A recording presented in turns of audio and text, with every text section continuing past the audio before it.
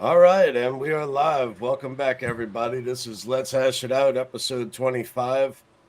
So, yeah, a little bit going on. Elizabeth Warren bumped her head again. Next, she'll be falling up the stairs, too, right? And Mad Maxine, you know, where do these people, what is it? Bitcom and Ponzi screams? Really? These are the people who are making decisions and laws for crypto for those of us.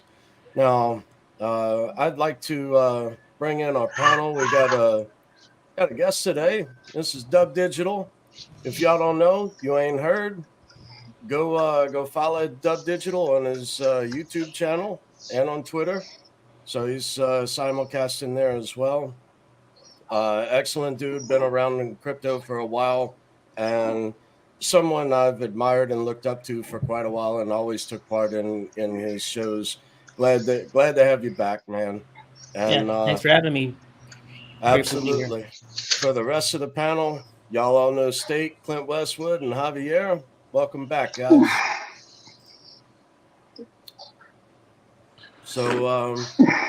So yeah. We're gonna ban crypto. Now what? Good. Run. Litecoin was only at $69. It's 70. Come on, man. 70. Oh, It's the Mendoza line. 70. Is it Litcoin? Okay. Yeah, Litcoin. I keep drinking. It's gonna be DigiByte. Litcoin. Litcoin. Yeah, no, it's all been good.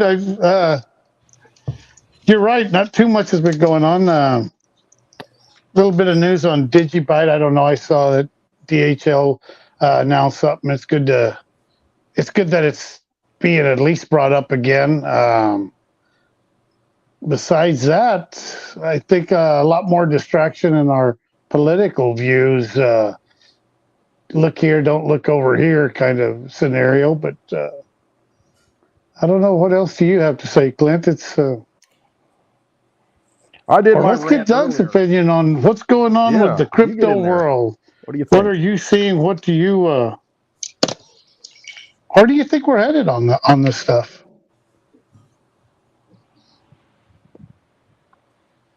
But let me narrow it down. I too broad of maybe the ETF. What are your thoughts on the ETF stuff? I don't know. The U.S. controlling or the regulations coming in through the U.S. or even maybe some cryptos leaving the U.S. because of the lack of clarity of transparency in some of those markets.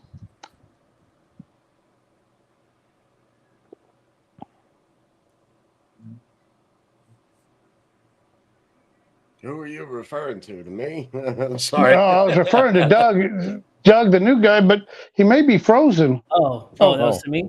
Okay. Yeah, I was just jump throwing in it here up to anybody. And you're not going to get much of a chance, so you better hurry up and do it now.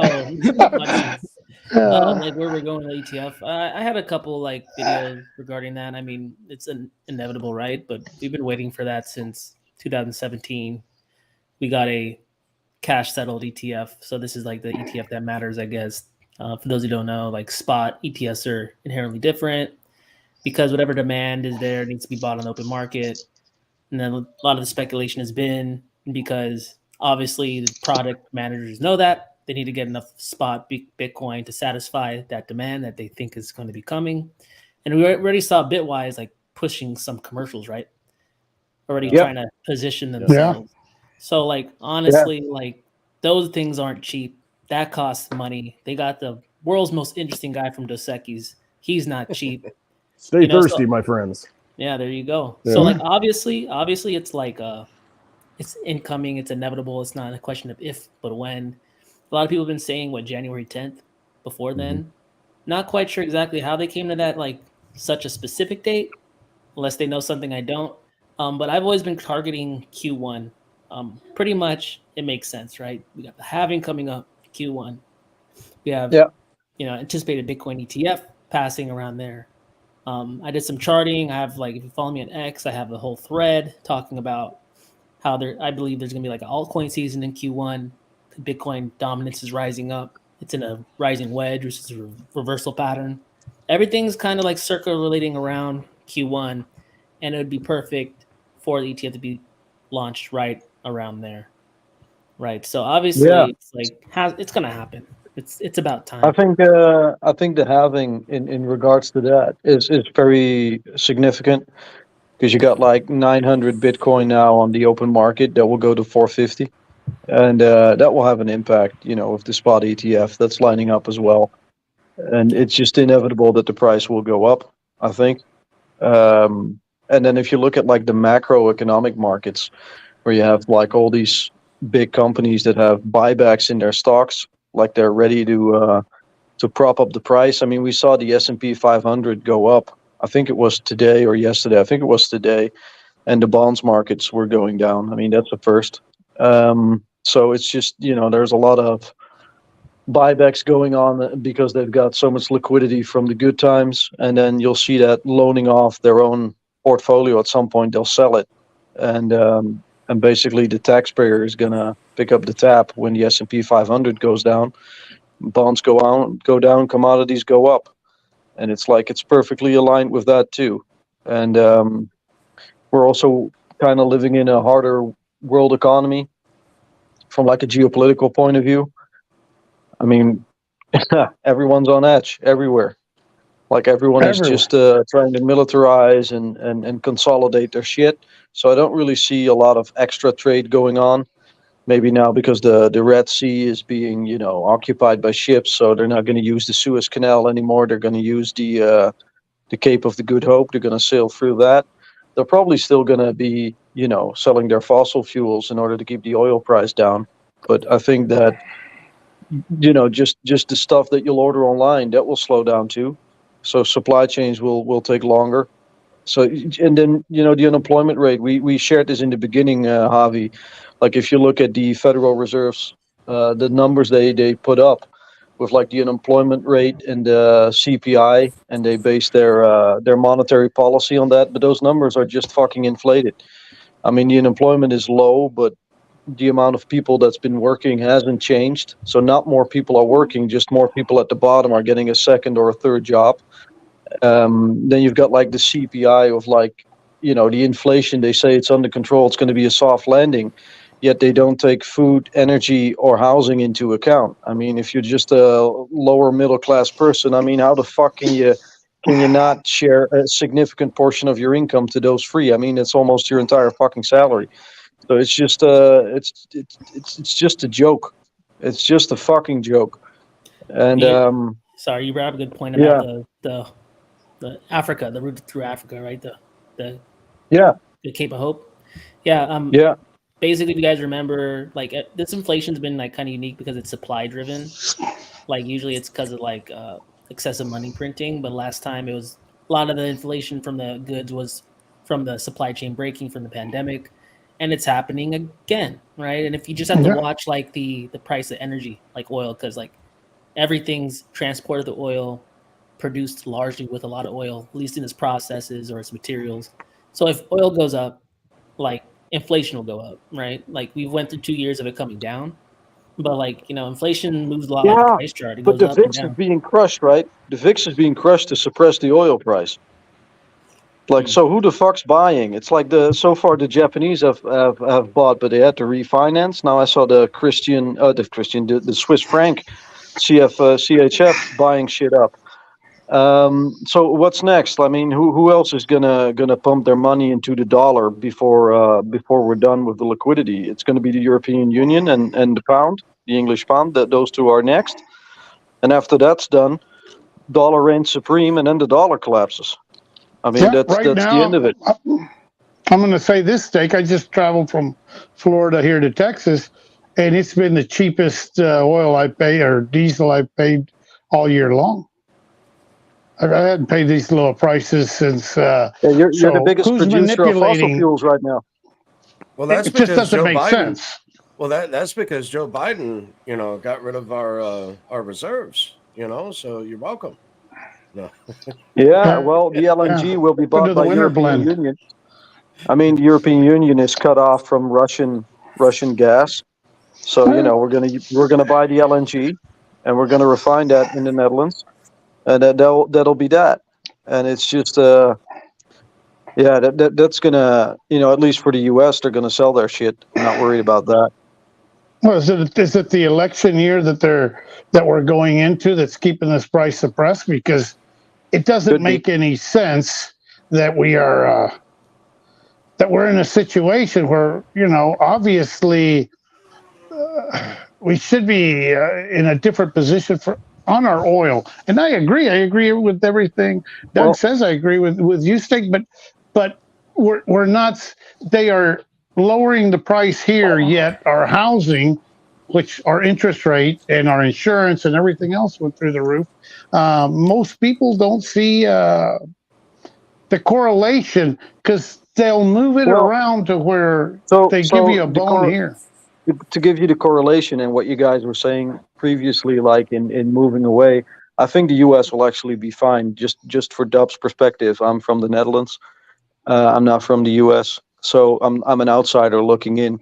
But I think the US will be fine because if you look at like the legislation timeline of like regulatory framework and the compliance that all the crypto project and digital assets have to meet, and we are going to transition to like a digital identity and like a CBDC. I mean, for the normies, that will just happen on the back office, on the back end, and we'll know what it's actually built on.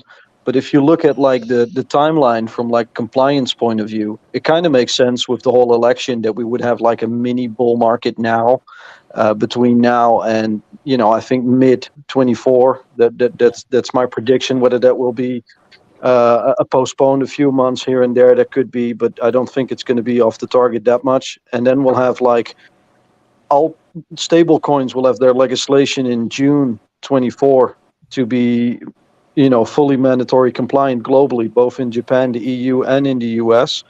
That's what it looks like. Singapore as well. And then you're going to need a one-on-one backing. And if you've looked into stable coins like BUSD or USDT, they're just fucked.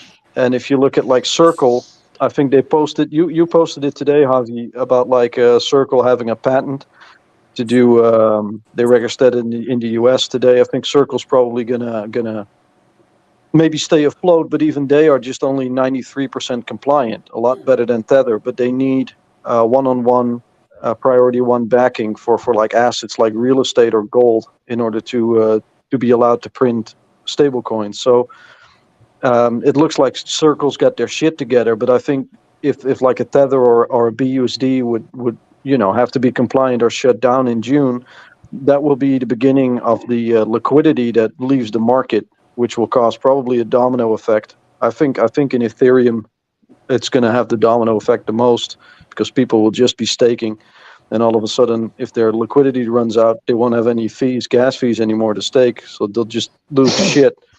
That will probably be the beginning of the end of the alt season, and then I everything moves still back to Bitcoin. But on that second part, if people sell their coins in a mini bull market, and everything's going to go bear, and in October we're going to get compliance for exchanges with the on and the off ramps that are going to get shut off, and then you're going to get election where they crash the economy afterwards, and stocks go to commodities, and the Bitcoin ETF would only get approved then. You would see liquidity entering the market where the entirety of retail has just sold their entire position, but they can't buy in again. So I don't know what to do in this alt market. I might sell a little bit, but I think I'm going to wait a year. I think I'm going to wait for the really big ramp up. I don't think I'll be shut out if I don't do it. If that makes sense. Well, my thought is with Tether, right? So you have Evergrand where the judge just adjourned to January 29th. So key date to put on your calendar. I question how much Tether has tied up in Evergrande. And being that it's no longer dollar backing, now it's dollar equivalent. They changed the definition. So that's one aspect. I think it's suffice to say that even if they have a proportion, that money's gone. No, but let me ask y'all this: do y'all feel that the elephant in the room is this derivative market of ETFs? I mean, I think the elephant in the room. It has to be controlled, and we don't have regulation on it. Javi, I don't think so. I think the elephant in the room is actually that retail is about to get played in the digital asset market to shake the tree completely, fucked by regulatory frameworks and by whatever kind of fuckery they can do to increase the difficulty. And it would at least shut down more people from onboarding, but it will probably also leave a lot of people empty-handed if they're getting rugged in shit projects, because if they're not compliant, they're going to lose their shit. So I think we're going to see a lot of pain. I think we're going to see a lot of blood with like investors. I mean, I honestly think that only compliant projects will stay alive and the rest is fucked. The rest is going to experience a dead cat bounce. And if that happens, because like, you know, most of the owners of projects, they'll be first to hear that they'll be delisted from an exchange. And if they own between 50 to 90% of the tokens of the project and they know they're fucked, they're just going to sell it, dump it on the rest of them and move to Bitcoin, because they'll know that at least that will be safe. So I think we're going to see a lot of fucking pain with this regulation coming up. And I don't buy into the whole NFT craze, Web3 craze. I think it's all fucking nonsense. I think the whole elephant in the room is compliance and fucking retail out of this. They want to control this asset market. I'll add one thing though. I don't think it's like necessarily compliant, more like adequately decentralized. You know, like how you said, like if there was too many bag holders holding these coins, it would be liquid. Yeah. They couldn't disperse around. It's going to be, think about it, right? Like if people and countries are really going to come in and use a blockchain for infrastructure, they don't want someone that has a big stake in the network, because then you could essentially collapse a supply chain or something like that. Like if it's really going to be used for bigger, like a DigiByte or a Litecoin or a Bitcoin or whatever, something that's fairly POW decentralized in mind, I think that's what's going to be ultimately like sanctioned, right? And I think you're right. Yeah. Yeah, the way I looked at it always is from I think it was a Warren Buffett quote where he said, once regulation hits the market, fundamentals happen, need to happen and need to matter. And if you look back at, because that's the thing that actually drives the value, the actual product, right? So if you look at the actual product, and I'm glad you're laughing, Javi, but if I look at like most of the projects out there and I look at the actual technicals and fundamentals, there's so much shit that I can delete 99.9% of the entire market. It's just irrelevant. So I think, it's a fair point. So is it if we're looking at coins, I mean, and or tokens, are we looking for the ones that did an ICO? Are we looking at the ones that have already been approved? Is that your EOS and the ones that have been fined and have gone through the payment process to this particular country that seems to be controlling a lot of the crypto? And I think a lot of it should go away. Are we at the dot-com bubble again, where all the shit's going to go away? We're going to be keeping just a few.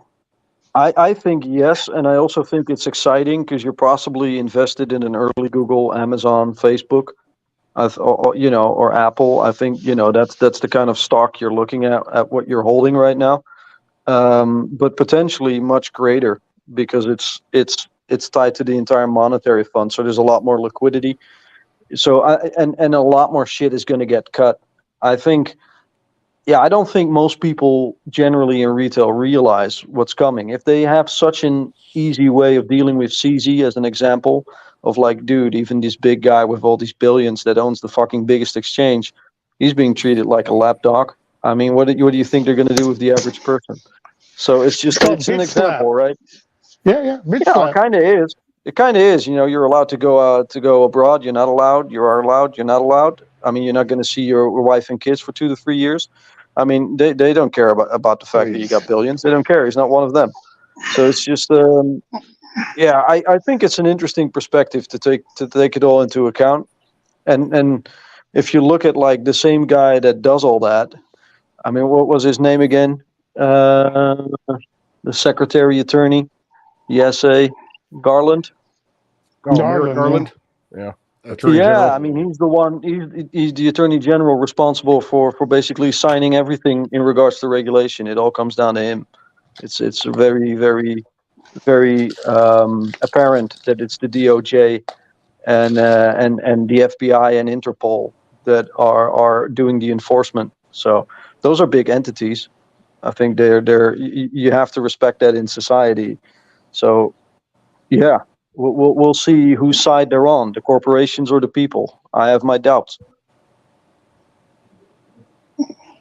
Well, let me ask Clint this, or Dave, or Doug.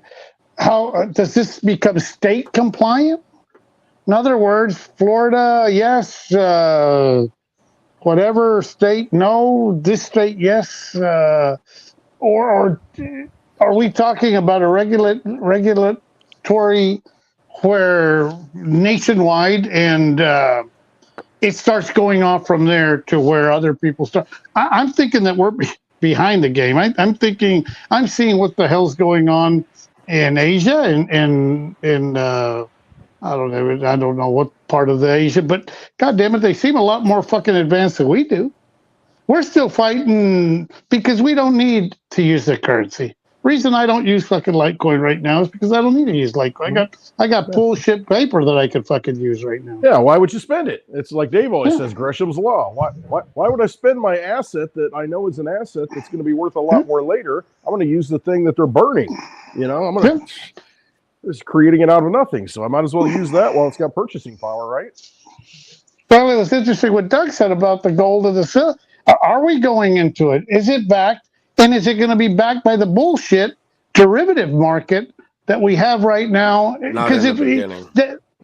Well, but it has to be in the beginning, because if it's not at the beginning, well, no, then they won't introduce it at the end.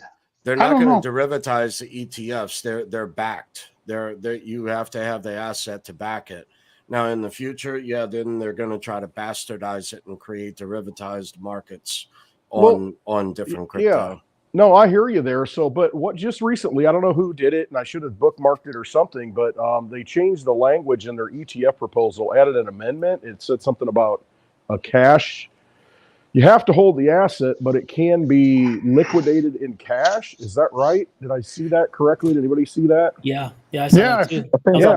So what does that mean, though? I mean, does that basically mean, hey, we got Bitcoin? It means they have an out. Yeah, exactly. Gold and silver, but they can cash you out in cash instead of the silver. That's what that instead means. of the Bitcoin. Yeah, we should do a commercial with you, Javi. We should do a commercial with you doing that for 10 minutes long. Right. That's a meme. That was a meme. No, but for sure, I read that too. I was like, wait a minute. This sounds like cash settlement. Exactly. And that came at the request of the SEC. So the SEC, with all these meetings lately, you got to think, what are they leaning on them for? Hey, we're going to approve you. However, this is how we want it approved. And so it's meet the new boss, same as the old boss bullshit, to where it's like, they'll hold it, but they'll cash settle it if you really want to take it out. You know what I think? They need that, because if they really had to get 100% spot ETF, like back it would like destroy the financial system. Like it would push Bitcoin to crazy prices. Yeah. So there's their out. You know what? Shouldn't it be there with as much fucking money as we've printed already? Shouldn't Bitcoin be through the roof? Shouldn't real gold and silver be through the roof? God dang, I know Clint and I, we're some of the old farts in the room.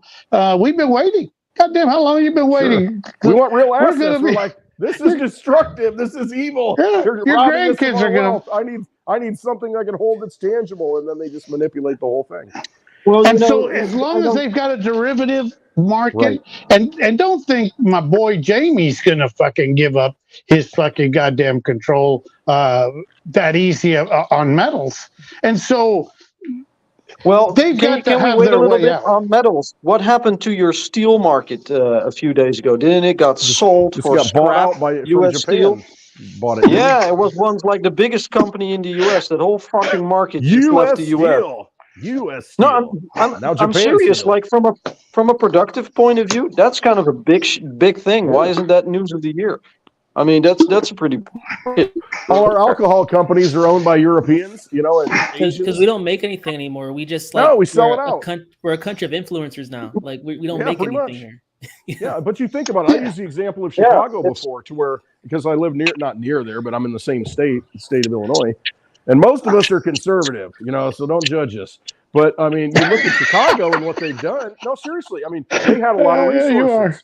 They got a lot of wealth. They have these parking meters that generate all this money. And what did they do? They sold out the rights to the Middle East, some company or some foreign government in the Middle East. So when you're paying your parking fee in Chicago, it doesn't go to fund the streets or clean the streets. No, it goes over to the Middle East. The same with this tollway that was built outside or around Chicago. All that goes to fund the Canadian pension funds. So they've piecemeal sold out the valuable assets, really, for pennies on the dollar, for a short-term gain. But all the wealth that's produced by that goes somewhere else. That's the same thing what you're seeing now. All the things that can create wealth, it gets outsourced. But there's too few of us that know. Let me ask you this, Clint. You'll be able to answer this one. What the hell was Taylor Swift wearing at the Chiefs game? This is where most people are freaking going. They don't want to go into the meet, but fucking yeah. She was wearing some other jersey. She had red nails, and the distraction is working because how many people know about that? No, how many people? Right. The distraction is not working. They're blaming it on immigrants. It is not working. It's the age-old, scapegoat. Blame it on the immigrants. You see this not only happening in the U.S. but also in Western Europe. Like fundamentally, you get like a hard right-wing vote in Europe. Well, sure. What do you think is going to happen in the U.S.? It's going to be as right as it can be. It's going to be far fucking right. Prepare for that. I don't know whose presidential candidate it's going to be, but it's going to be from that angle. And it's just I see that happening. It's the military-industrial complex selling shit again. Prepping people and making them lose their mind, and then they're going to direct you to like a common enemy, so that the whole polarization goes away again. And this time it's the immigrants. Well, we've seen that before in the past. It's a slippery slope. It's a very ugly slope that they're putting us in. And right now, go ahead, Doug. I was going to say that's the Hegelian dialectic. Exactly. Right? Problem, reaction, solution. Yeah, they give you that's what they do. Two paths, but it goes in the same spot. So. And we're about to run into that same problem because we've got, and it's not about the immigrants, but it is. Well, no, it is about the immigrants. That's just what happens when these people get hungry or they don't have enough? And we have an armed community. And put it this way, I would do this damn same thing if I needed something to eat or mine needed something to eat. I would go through any extreme to go and try to get what I want. Is that going to be the cause of, hey, we lost X amount of immigrants in this? Because people in the South are used to defending their rights. They have their rights and they're defending their property. But I could see where another state or another country, most countries outside the United States still think we're on fucking horse and buggy. It's just the way it is. It's and when there's kids, when their people are getting, I don't know, shot or worse, what's going to happen? Are they going to come and defend their people? They're going to go, those are my people. Or do they not? Or is this where the internal war, is this where the conflict begins? And it's not a COVID thing. It's just more or less a civil war from the people that are in here. I don't know. Avi, it's very easy to say, well, those immigrants we've been blaming for a year for your unemployment and, your taxes and your inflation. Well, I'm so sorry, but the bill is a little bit bigger than we thought it would be. There's just a little bit more depth, so we need to make a correction in the market. Bye-bye 25% in your pension fund. Yeah. By the way, you're not a patriot if you don't get a digital identity to get your digital pension back so we can restart the country. But one thing I could tell you this, that the biggest part of the voting population is the older people. And the people that are holding the wealth here in the United States happen to be people that are older. You take away their pensions, and they may be Democrats and they may be Republicans. It doesn't matter who it is. They're going to shit all over the place. You'll own nothing and you'll be happy. You You'll be got, happy. you've got lead. You've got lead, and If you're you going to be if you extremely own angry. Javi, if you own nothing and you'll be happy, you also don't need a pension fund. No. Don't need that. Maybe. That could be. Bye-bye. It's 20.5 million trillion, dollars in liquidity. That will probably, solve a little bit of a problem in the US debt, and then it can get restructured. The old people will want to sell their house again because at least they'll have some remark of a pension, and younger population will be able to buy those houses up again. Then we put a few commercials in that you need to start making babies. We'll make childcare like free again, just for 5 years or so, and we'll just repopulate the whole shit and be done with it. Bye-bye, everyone's hooked to the new system, and you're fucked. So that's just, a new round. Another century of, Thanks for busting Welcome my to the fucking bubble. the brand new Vampire Casino. Yeah, Step no, right put in. it right. Yeah, Hey, is yeah. that scenario? Could that? It's Hotel Yeah. California on steroids. Yeah. Yeah, but that's just it. I plan to check out and leave. Right, and I think it's our opportunity now to kind of do that. Yeah, Before the and let me on-ramps burst that shut. bubble too. Let me burst that bubble too. How fucked do you think the rest of the world will be when the US gets fucked? Yeah. No, they're Yeah. worse. Well, you know what? Stakes. Sometimes I wonder because I've been to, and it's been a while since I've been into Mexico, but they are still into the bartering system and have still been bartering. When someone goes and kills a hog, there's too much hog for them. They split What do you it. think They the get this. What do They you think the trade it. cartel is going to do? What do you think the cartel is going to do if you barter their shit? What do you think the Mexican cartel is going to do to the population if you barter their shit? They'll fucking You hang know you from the what? bridge. That cartel is easily taken, and I don't mean it, but can be easily taken. The grass always Control seems of. greener, mate. We've done it The already. grass We did always it. We seems did it greener. in Colombia. We've done it in Colombia, and we did it in Mexico before. Look, I remember when I look. was young, and the first big boss was there. He said, and he was an Indian guy, uneducated Indian guy. I can't remember. He goes, "You get me out of jail, and I'll pay the national debt of Mexico." And back then, that was a huge fucking amount. It was billions, and he was able to because he knew how much shit was crossing the fucking border. We're under Right. an illusion. We're But under an illusion. Go ahead. Look at when Xi Jinping visited San Francisco in November to meet Biden. Your whole fucking fentanyl street was cleaned up in an afternoon. So it can be done. It's not an issue. They can clean it up in a half a day. We know how to do that in the West. We just don't do it because we fucking own you. That's the whole fucking thing. It's a game to them. They make profits. They don't care. But when push comes to shove, they'll do it. You've seen it. They can do it. I'm going They're to ask capable. Doug Where a did those question people on go? that. I'm going to ask Doug a question on that. How the hell did they clean that thing over freaking night? No video. There's nothing on the internet. Nobody knows where the hell the people were. It was just cleaned up and FEMA and camps. she showed up. I mean, did they times? Are they able to stop time? And sometimes I wonder to go and remove all that shit, clean it up, because there is no in a very video time where everything is videoed. Is there any videos on that cleanup or what the hell they were doing in California? I don't know, man, but they get stuff done when they want to. It's all motivation, right? California is we talk about like we're like, underwater and all this, but there's a lot of money in California. A lot. And if there's a potential someone coming in to bring more money in, they find the money somehow. It's all a racket, bro. It's all a racket. I mean, in LA, you ever heard of Skid Row?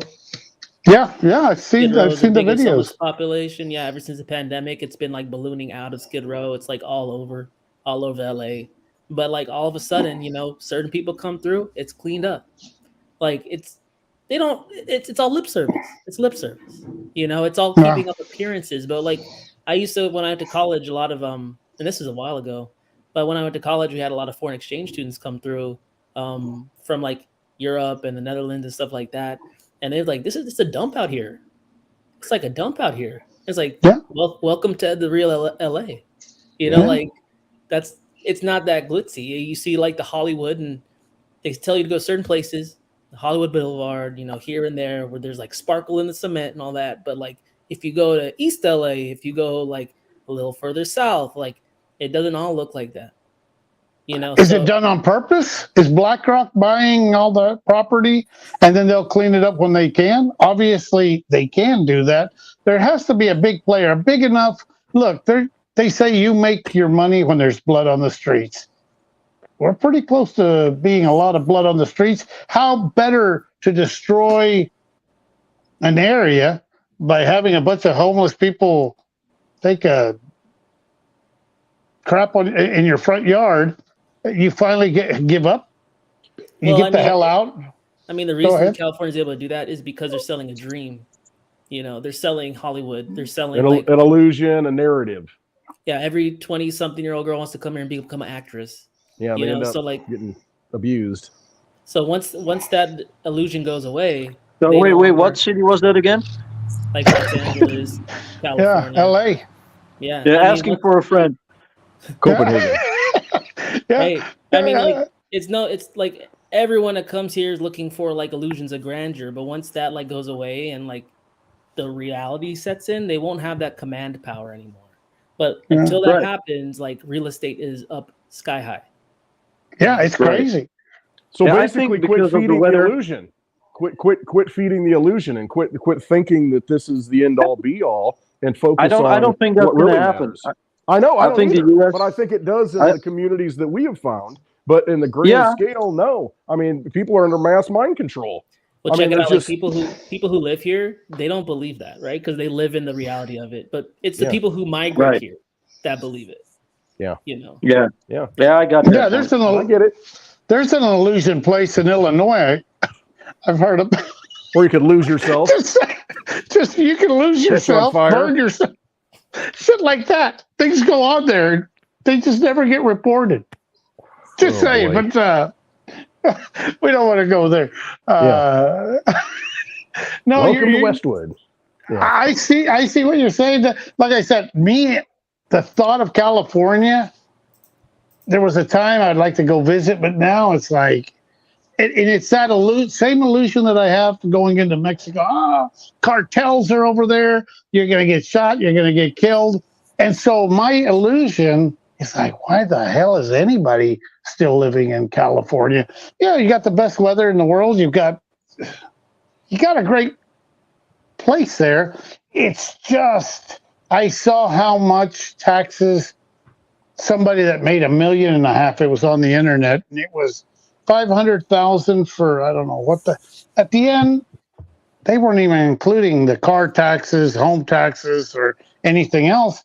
You've lost half your income. And I was like, no, dude, I'm in partners with the government, and I'm the one that takes all the risks. I'm the one that gets sick. I'm the one that does all the work. I'll trade with them. You know what? I'll trade with them and take 40%. They do all the work and just give me the 40% without no risk or paying rent or anything else. I'm starting to see the businesses here in Texas start to suffer, and places that were doing great. And it seems to be are they after the mom and pop operations?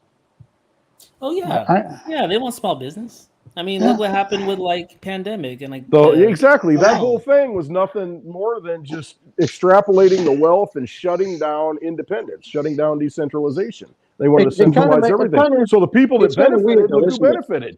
There was a big corporation that benefited during that. Go ahead, say. Well, from an economical perspective, normally you would say that's suicide, right? If you would go after the mom and pop shops and like the small, medium businesses, they kind of drive the labor force and they kind of drive innovation. I mean, generally that's being produced by the middle class. Yeah, that's the right mentality. Makes you wonder.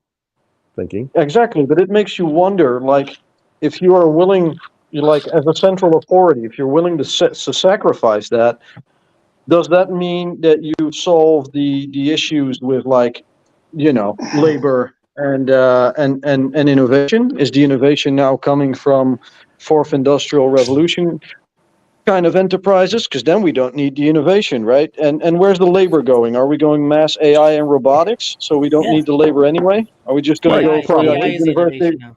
Are we going to go for a UBI so that we don't need welfare anyway? We're just going to. We don't need innovation when we can print the money. Why do we need innovation? Because we can control markets. We can say that everybody Damn needs to right. drive an electric car. I don't care if you Yeah, need so one, from if the you want economy one, you're going to perspective, drive it. so We're from gonna the fund it. economy perspective, and even though it might sound a little bit odd, but it doesn't look that bad. But like from a you know, the average Joe's life perspective, you know, a lower middle class, even upper class, you would see a tremendous decrease in living standard from what you own, like no social upward mobility. But you know, I wonder, will we have our ends meet? I doubt all the robotics and everything will be done immediately. I can't see that happening. I think we're going to go through a lot of years of pain first before we're going to see like projects being rolled out.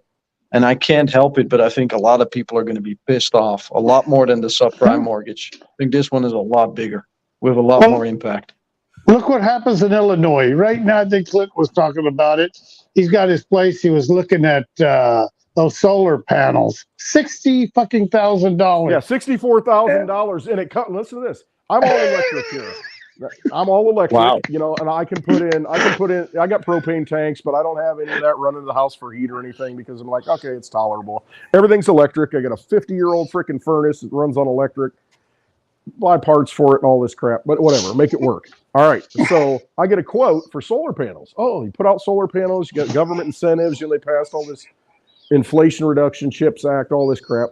And so I get 30% back from the federal government on the solar installation. And then the state's going to give me 30% after 2 years. You know, I got to wait on the state if it stays solvent to send me the check. And so, it only cost me, 40% of the market, the actual price. And the price is $64,000 for the solar panels to have them installed and hooked up to cover 83% of my electrical use. So still, I'm 17% that I got to pay.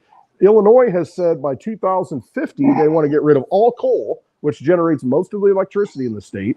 So where's that extra energy going to come from? And they're like, oh, we'll decentralize it. Yeah, decentralize it. And we'll give you incentives to put in solar panels. The problem is when you put these solar panels in, they're grid tied. And the thing that they don't understand about grid tied solar panels, it can be the sunniest day, in the middle of summer. And if the power company goes out, your solar panels that are generating all this electricity, they don't feed your home because they're grid tied. And so you don't benefit from them. So how independent are you? You're still centralized and based on central entities providing your energy. And so it's just like an electric car. Hey, we're going to incentivize going out and everybody's going to drive an electric car. And Ford's cut half of their production because nobody's buying the trucks. But it's dependent upon a centralized grid, and that's where they want you. They want you in smart cities. They want you in, where they can control it at a centralized level. They don't want you being independent and putting in batteries and solar panels, and they're not going to give you all the incentives for that. So Clint, let me give you some advice. Buy some lubrication. Yeah, exactly. Yeah. The world needs more. The road to hell is paved with unbought lubrication. So you need to make sure you got enough of that. I mean, that's really what it comes down to. That's what it sounds like. And a flexible back. You got to be able to touch your toes. And you got to have enough lubrication. If you do that, you'll survive the next century. Yes. Yeah, because you don't even have batteries to support your own shit. But they incentivize, they pick winners and losers. And when they incentivize certain things, there's always a catch. And you see what the big picture is. It's never to free you. It's never to put you in a position to where you're independent from the system and decentralized from the system. I mean, that's just the game. And when you understand that, you start thinking, okay, anytime the system says, hey, this is a good idea. Hey, let's have a Bitcoin ETF. I'm like, okay, I don't want to hold any Bitcoin at that point because I think they're going to use that against you. Well, the only time Bitcoin crypto is going to reach its full potential is if we do peer-to-peer. Exactly. Like a white paper. It's the only time. Exactly. And peer-to-peer transactions that don't cost you $50 to send from me to you for something. I can't. If I'm walking around with a bunch of Bitcoin and I want to be decentralized and go peer-to-peer, I can't do that. I've failed. But what they're going to do, and this is my thesis, what they'll do is say, listen, just put it in the ETF. And it's going to be just like Cash App to where it's on the ledger. Boom, it goes here to here immediately. Send it to person. You're sending your Bitcoin prices going up. Oh, shit. It's $100,000 Bitcoin. Well, cool. I'll go do this. I'll go spend this. And as long as you're operating in their system to where they're holding the Bitcoin, you're getting the gains, but you're still participating in the system. However, you're not holding the Bitcoin.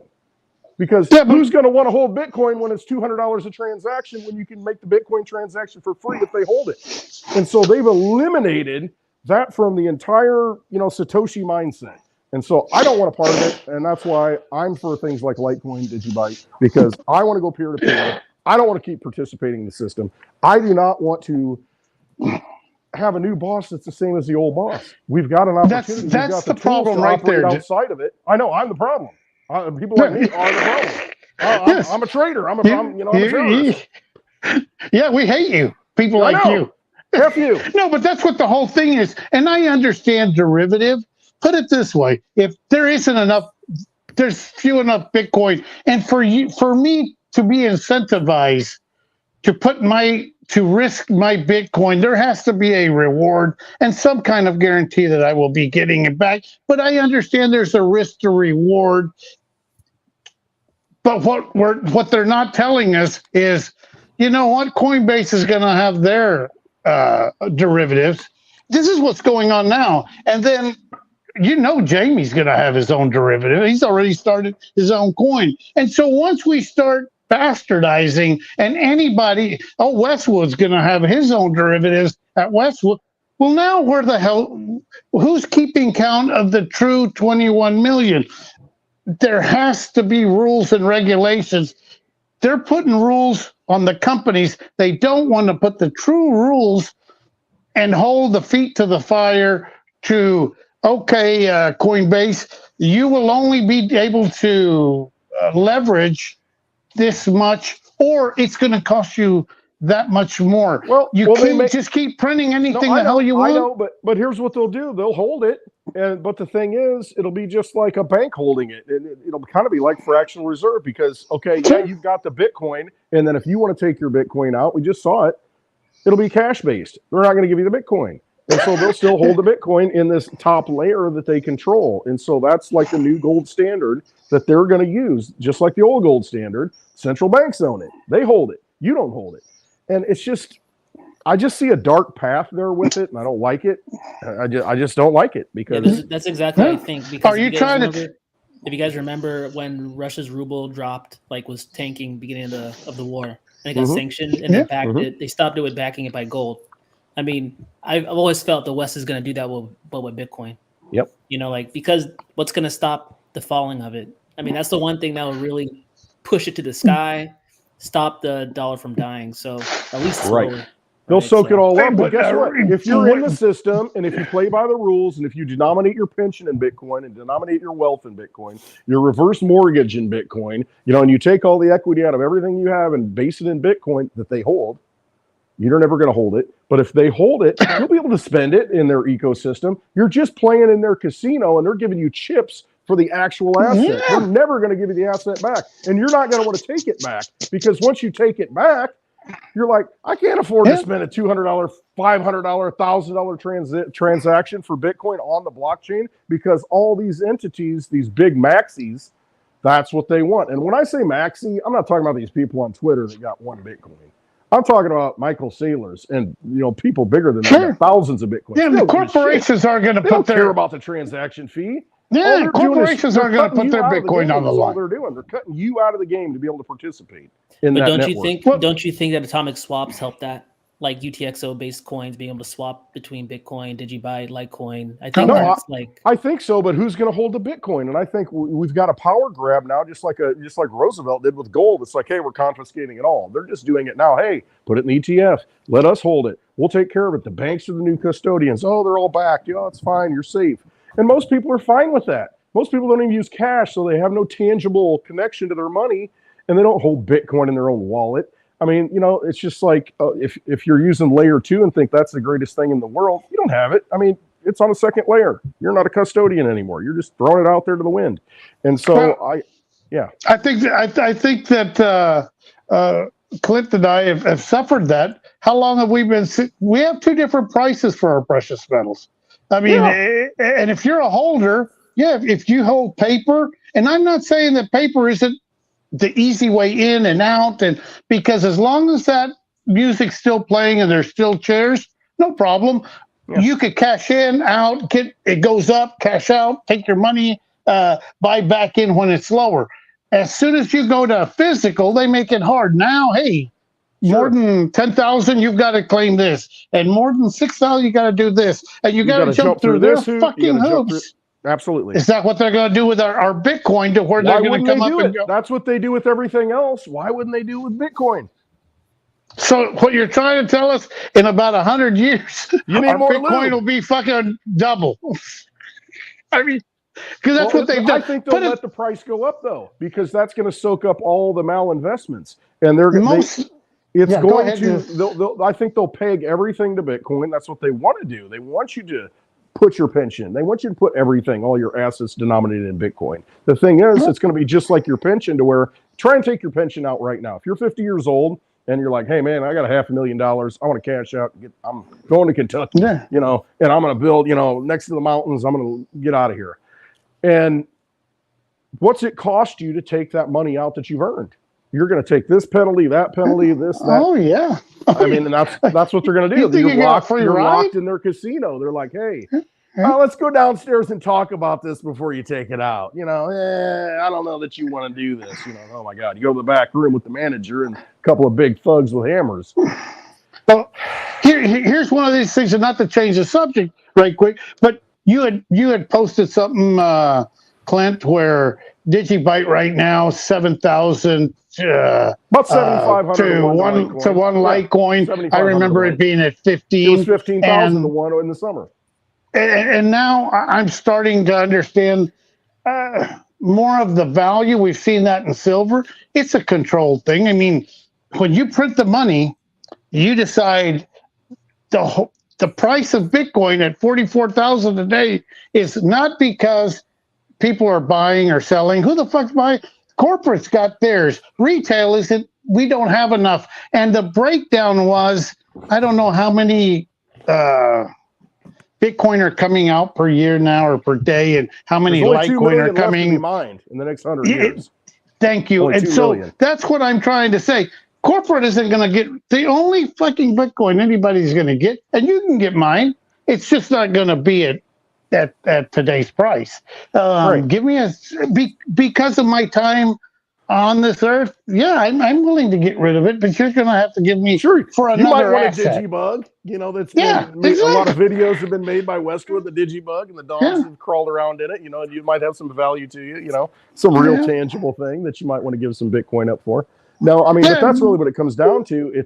We're going to lose the ability to do peer-to-peer transactions with Bitcoin, at least. I think that's what's coming, because most people are going to look at it and say, they're going to get so frustrated, and they're going to look. I've done it. I helped somebody move some Bitcoin to buy some silver on BitPay, and the hoops you got to jump through.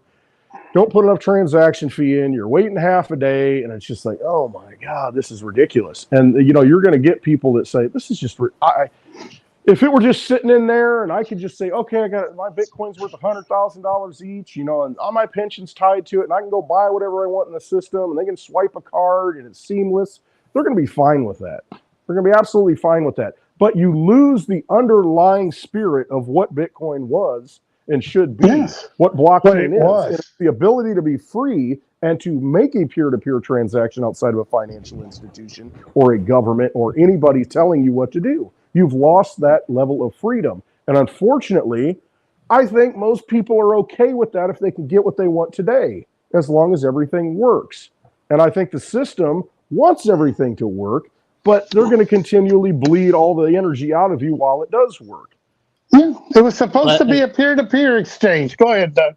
As time goes on, you start to see less and less people in the space understand the spirit of crypto. Like, they don't even know. They don't know 100%. why it was made. Like, nope. You start to see people like wanting the integration in the banking system, and I get it. You want price to go up, but it's like, hey, it was built in opposition of the banking system. Yeah. Like, exactly, it's what it's what we were against. The Bitcoin. Dave says it all the time. The Bitcoin of 17 is not the Bitcoin of right now with all this fucking bullshit. I can't wait to see what the hell we're going to run into in Tennessee when they have this Bitcoin convention. I Well, mean, what are we, flurry or fluffies or what the hell are those fucking goddamn people that dress up as animals? I mean, I Kaisers? don't know what the hell we're going to run What are into. they? Because is it going to be a bull without balls? I don't know. But it's not the Bitcoin that we all knew. You read the first page of the white paper on Bitcoin all the time, Clint, and that's not the Bitcoin we're talking of today. This Right. Litecoin, I still don't, or Lightning Network, I still don't see it.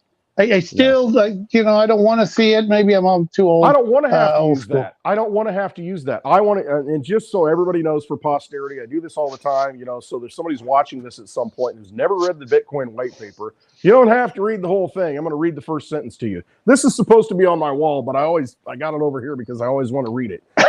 All right, this is the first line. This is the abstract. They got it posted on my website in a PDF, clintwestwood.net. Go look at it, download it, have it. It's on the blockchain. There's a way to look it up. It's there. But anyway, here's what it is. A purely peer-to-peer version of electronic cash would allow online payments to be sent directly from one party to another without going through a financial institution. I mean, that is the vision of what Bitcoin was supposed to be. That's what crypto is supposed to be able to do whatever you want, when you want to do it, send your energy that you stored up in something and send it to somebody else for something else, unhindered, unimpinged, to basically be free. That's what it offered. In the spirit of Bitcoin this early comes on down was then, there. This comes down again to those fundamentals, that we were talking about earlier. Like, and if you look at like regulatory compliance, they can't hold Bitcoin. There's no CEO. There's no company. No. You got your decentralization, just what Dub just said as well, with like how decentralized is a project. And I think in the end that will matter. But you also see, like, in my opinion, frauds and schemes with like Greg Wright and Bitcoin Satoshi Vision, and then with Bitcoin Cash. It's very difficult for me to know what to make of it. If BlackRock can decide, what fork of Bitcoin they can see as the real Bitcoin, I still think that's a little bit of a cop out. It's just odd. It doesn't give any clarity. It's just very vague. Mistake, isn't that what it's all about? Yeah.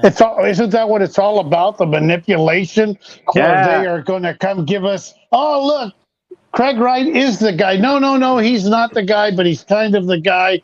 It's getting us. That's what the FOMO is all about. That's what the FUD is all about. That's how they make money, because they've got the bots to cash in on every move that they already know what's going on in Coinbase. They know how many people are buying. They know when to buy and to sell. They know when the most people are in that market, and they dump the damn market. We're playing a fixed game, or are we not? I don't know. In my opinion, we are. Yeah, I'm just willing to get in and out early. Go ahead. I'm sorry.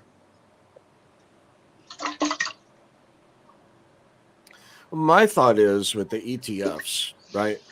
So remember back in the late 90s was when they brought in the metals ETFs. Mm-hmm. And we saw, or I saw, metals go from roughly $200 to $1,000. So it did get a 5x. Mm-hmm. However, it did because of the derivatives become bastardized. Yep. And manipulated even more. And then we've had a 2x in 20 years when we've had, $20 trillion created. When we almost had a 3x in this year alone from Bitcoin. Right. So we can safely conclude that the economy doesn't make sense. No, because it's all engineered and rigged. I mean, it's a rigged game. It's a vampire casino. They issue the chips, and as long as you're playing in the casino and playing the game, you're getting your energy sucked out of you, but you get the thrill. Oh my God. I'm having a good time, baby. So why would this time be different? It won't be. Unless you choose to make it different, unless you choose to exit. If you're in the right shit, you'll be okay. That's a serious. It's a serious question. I'll tell you where this time is different for me, but that's me personally, not the market is different. For me, I'm going to take out what I need to take out to be over and done with, and not have another worry.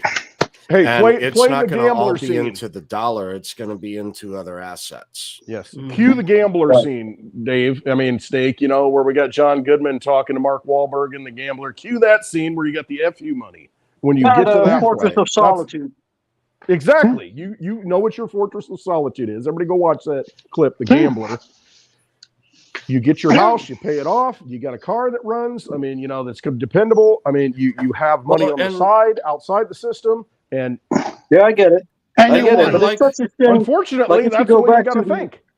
But if And you you go back won. to the spirit of the white paper, and if you go back Thank to you. what decentralization and the fight for Bitcoin used to be all about, it's a damn fucking shame. I mean, isn't there It's sad. anything to salvage? You know what the big fear is? The big fear is that you bought that fucking goddamn 2 pizzas with 10,000 fucking, and it doesn't matter if your life fucking changed. If you've got life-changing money, so what if you bought the damn pizza? If he least I still got to has eat. another, he ate the damn pizza, and if he still has enough right Well, now, does it really I'm a matter? hopeless romantic. You I need am lubrication I too, really then. am. As pessimistic as I am, I'm a very, positive, romantic type person. That's my favorite part of literature. I have my English degree, and that's what I was taught to teach, and still certifiable. But I love the romantic poetry. I love the ability that we can imagine a greater world, and I think we need to manifest a better world. And I think we can all make I agree. decisions now to have a better place, have a better world, build that Fortress of Solitude, build that Elysian dream, whatever it is. How do we think do that, have to Clint? that. Well, it's up to Without the people knowing. Each But of the us thing have- is, very few of us. How many fucking people are watching? 100 fucking goddamn people. We've been doing this a half year. We're not the We center. enjoy We're it not for the our center own of the purpose. universe. And I'm just saying we want more. But you know what? You know what people are waiting for? When's the money coming, baby? When Lambo? When Lambo? Lambo, when Moon. Show me Lambo. Yeah, but you gotta work for it. You gotta work for it. Nothing comes for free.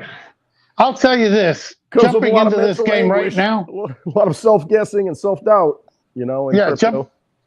Jumping The into other this place. game right now with a little bit of knowledge that I'm not the sharpest knife in the thing would be extremely dangerous. It was a lot easier when we jumped in 17, or to me, it was a lot easier jump because I followed it for a year or two before I jumped in because I didn't even know how to fucking get in. But once I did, right now, dude, the convincing motherfuckers that they've got out here that will fucking, they Sure. can sell fucking ice to an Eskimo. They're all Hollywood. They're all Hollywood salespeople. That's well, what they how are. much of it is They're bought and bots? paid for.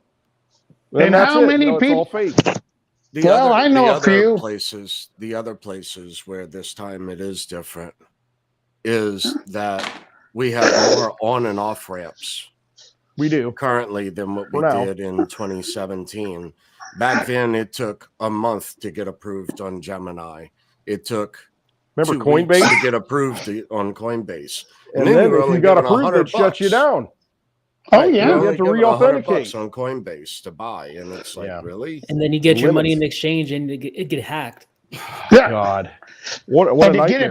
get it back, you had to do the Macarena, and you had to do all kinds of fucking shit to go in. And then as soon as it went up, and you go, you call the top, and you're like, closed Yeah. for servicing. Sorry, here. technical difficulties. You can't technical get in. difficulties. Yeah, but what makes you think that this year will be easier? Because what happens if you want to cash out, but your exchange is actually illiquid, and you just lose all your shit, and you only get reimbursed in fiat for 100K, and Right. they keep your coins as per SEC versus library. That's the jurisprudence on it. But Okay, it's well, actually businesses. There's that's actually businesses that take crypto now. Like you could send it to a gold and silver Yep. dealer and actually buy it straight. So like that wasn't available in 2017. And let me back up a little that's bit. a fair point. This whole it is absolutely a peer-to-peer. If you can do a peer-to-peer transaction, And you can do it alone, too. it's so important because this whole solar panel thing. All right, let's go back to that $64,000 quote. And I told the guy, I said, listen, if I'm going to buy this, which I'm not going to do because it's way overpriced and I get it a lot cheaper because of the people I know, But let's say I did, and let's say, oh my God, $1,000 Litecoin. All right, but what I told him, I said, can I pay with Litecoin? And he's like, I said, well, just ask your owner. Because, there's a couple of owners, it's a company, out of the local area that's doing all this business. Ask your owner. And so he comes back to me last week before I went on happy hour. He called me, he says, he was in shock almost. He said, yeah, he'll take Litecoin. And I said, I'm curious, what platform, what exchange platform is he going to use to convert that to dollars? Because he's running a business. I mean, most people who take Litecoin, they're going to want to transfer it into dollars. It's just another payment method like Visa, MasterCard, but the fees are cheaper. And he said, no, he just wants to hold the Litecoin. I'm like, really? Well, that's interesting. He's willing to take $64,000 worth of Litecoin directly to his own wallet for a service and for goods and for installation and paying all his guys. He was willing to take that directly. And I asked the question, and to me, that's validation. And I think that's what we have to do. We have to find people who are willing to take that, because I think a lot of entrepreneurs, if they understand what it is, and you just ask the question. I mean, that's what you do. Hey, you go to your mechanic. Hey, can I pay you in Litecoin? You ever looked at that? You find those people, and those are the people I want to use. So the people that sell things, those are the 84million.com. He sells stuff for Litecoin. And I'm like, I want to support those people, and I want to pay you in cryptocurrency because I believe in money that is peer to peer. And so Clint, I want to find those people who are going to take that. In light of that, right, I want to ask Dub a question, because we've been on the same frequency, and I kind of want to see how Dub sees this. So, Dub, what do you think happens if, Bitcoin fills up with the blocks? Do you think it's fair to say that other proof-of-work UTXOs like Litecoin or DigiByte even might then blow up and profit from that and see an increase in liquidity? Yeah, I mean, that's what we kind of saw with Bitcoin Cash, right? That's why Bitcoin Cash exists.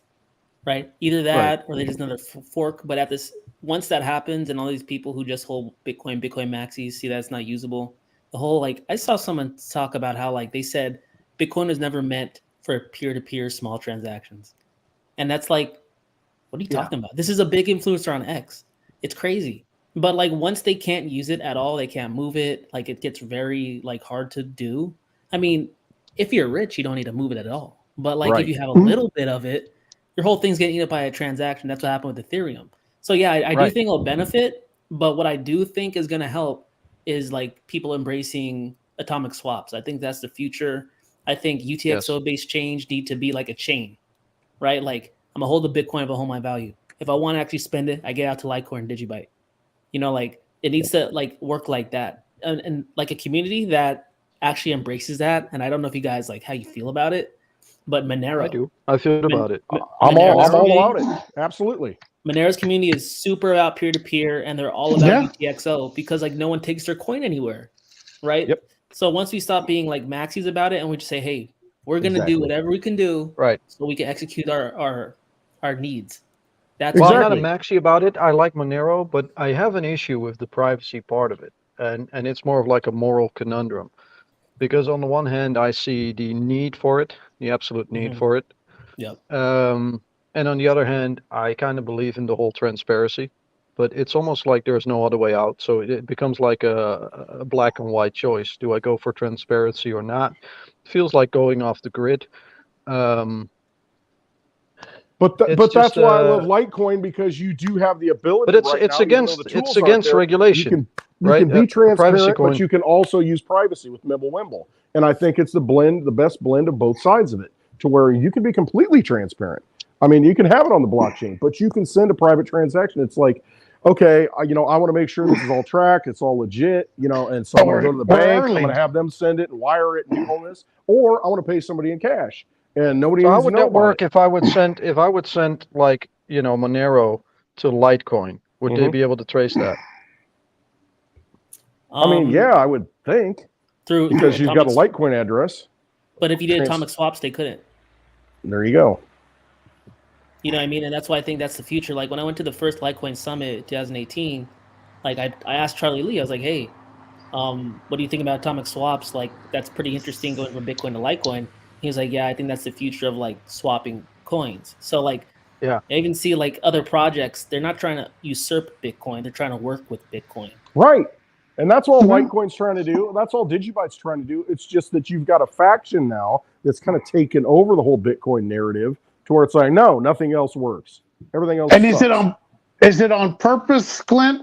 Yeah, because the big money has funded these it- people. yeah, I mean, they got their big channels, and I mean, you know, they've changed Right- their right narratives. And, now- I mean, they're working for these people. I mean, I remember It's been asking hijacked. Dave, you know what, Dave, right now it's one Bitcoin to 400. Fuck, right now I think it's 600. It's like 600 to Litecoin. one Bitcoin. And this happened to silver. The same shit happened to silver. Look, since back in the days, basically 1 ounce of silver was worth 10, no more than 20 ounces of gold. Yeah, like 15 to right 1, now, maybe, it was 10 to 80. 1. Dude, I did a fucking at 120 to 1. Yeah, fucking, It's not that I bad. fucking, yeah. But and when I'm you still look at what waiting. comes out, look at what comes out of the earth. It's like, you know, Bix has done the research. You know, you look at Yeah. it. What comes out of the earth, the actual production, it's like 8 to 1, maybe 7 to 1, maybe even better. Let's say 10 to 1 coming out of the earth, silver to gold. Okay. Well, that Why is it a fucking 80 something? And most people don't realize that for the sake of history, this all changed 100 fucking years ago, and you can track it. It was always in between that part, depending on the scarcity. Hey, what and happened? right now What happened we about have 110 years ago? What happened? 110 Yeah, years it's ago, 13. 1913. 13 exactly. That's when they said, "All right, we're gonna fix all this. I don't care how much gold comes out of the ground, how much silver comes out of the ground. Doesn't matter. We're gonna control the system because we're gonna denominate everything in dollars." And that's what they've been doing for 110 years. Everything worldwide denominated in So dollars. again, for why the would this Fed. time be So we different? got 100 Right, and it won't be different because if we don't make Clint. it You got different. 113. Clint, you got 110 years to go I know, before right? it starts fucking changing again. I have a theory though for like gold and silver bugs, right? Like, Go ahead, I go think ahead. Your Yeah, day let's is hear it. coming. I think it's coming because the utility is going to Yeah. overtake the suppression, right? Like we have the AI race coming. You have Mhm. robotics coming. That You takes got a lot solar of money. panels, you got AI, you got electronics, you got So I all think- these things that need silver. We're This all phone. there. We're all with you. We're just Oh, we're all, with you, brother. We're know. metal bugs. Yeah. We're just Because what frustrated gold, metal bugs. I mean, gold doesn't get used. It doesn't get destroyed. I mean, you know, it's just all sitting out there. Silver gets used. It gets consumed. It's an industrial metal. It's a monetary metal. I mean, it's all the things that gold is, but, you know, it's getting used up. Let me ask Doug this. So do we go to the same thing with Bitcoin to where we have a different price for the ETF and a different price for a real Bitcoin like we do in silver now? We've seen silver double in price, spot price opposed to retail price. In other words, you got 1 ounce. You're not selling it for $21. You're going to sell it for fucking $45 if you want my real silver. Are we going into that kind of run with the ETF bullshit? I mean, eventually, probably not right off the bat because they want to entice you to get in, you know. But That's then true. they will do it eventually because the whole can't give you cash, right? That whole blurb right there kind of gives up the game. Yeah. You know, And that was at the SEC's They want the real behest. yeah. Exactly. Yeah. I mean, they want to suck up all the real money. They want to confiscate the gold. They want to do it in a way that they're not confiscating it, but they want to get you So what do you into think? it. What do you think if the liquidity dries up and those exchanges that are also spread in Tether and BUSD, they end up not having enough liquidity between all of them. So a lot of them will go bust because they won't be compliant. They're not allowed to deal on the market anymore. So you're going to have to get it So- from authorized sources. So those regulated big venture families. capitalists. Yeah, well, what I'm saying is, or trying to say, is like a BlackRock or a Fidelity or even a Berkshire Hathaway. What would stop them from actually buying exchanges that went default in order to buy up the underlying asset and reimburse retail with fiat? So you would Sure. actually, you know, They're going you to buy would up the get your- assets. you They'll get your- bankrupt them. Yeah. They'll artificially they'll But most- create something that bankrupts them, and they'll come in and scoop them up using government as Yeah. their strong Yeah, yeah. arm. And that's what they always do. And then, But I hey, think we you've should- got 10 billion DigiByte Binance. Well, we're going to take you over, and we're going to get the DigiByte. and then we're going to Right. control it, and we're not going to release it Right. back to the market. And if you want to use it, you got to come to us. Kiss the ring. Kiss it. Kiss the ring. Yeah, I'll kiss the ring, Clint. That's what we're Just the going ring to on do. your finger. Just Yeah. the ring on your What's finger, the- not the other one. what's I know. the- But the what's- thing is, what Not the I'm other trying to rings. say, not the other ring. So what I'm trying to say is like, how many people are actually doing self-custody? I don't think that's a very big portion of the. Most quote Bitcoin maximalists on Twitter, on all these social media platforms. Yeah, but they are not doing that. They've never used Hear it. me out. Hear me Yes. out. So it's just look, 99% of the new people that came in since 21, which is still a large part of the actual crypto holders, they bought in with NFTs. Like their NFTs are on the fucking exchange. They're fucking worthless. Like let Sure. alone It's a third-party NFT that's not on the blockchain. It's that not is an Oracle. that yeah, but also they're not under self-custody. Most of them No, aren't. not at all. And it's just, and then let alone the people that are in it that are not active on social media, that are Mhm. not really in the know. They just bought it on an exchange, they're holding it, and that's it. That's a large portion of the market for retail. And I think they're going to get it. I think they're going to price those people out. They don't understand what they're holding. They don't understand their Because they investment. don't hold an asset.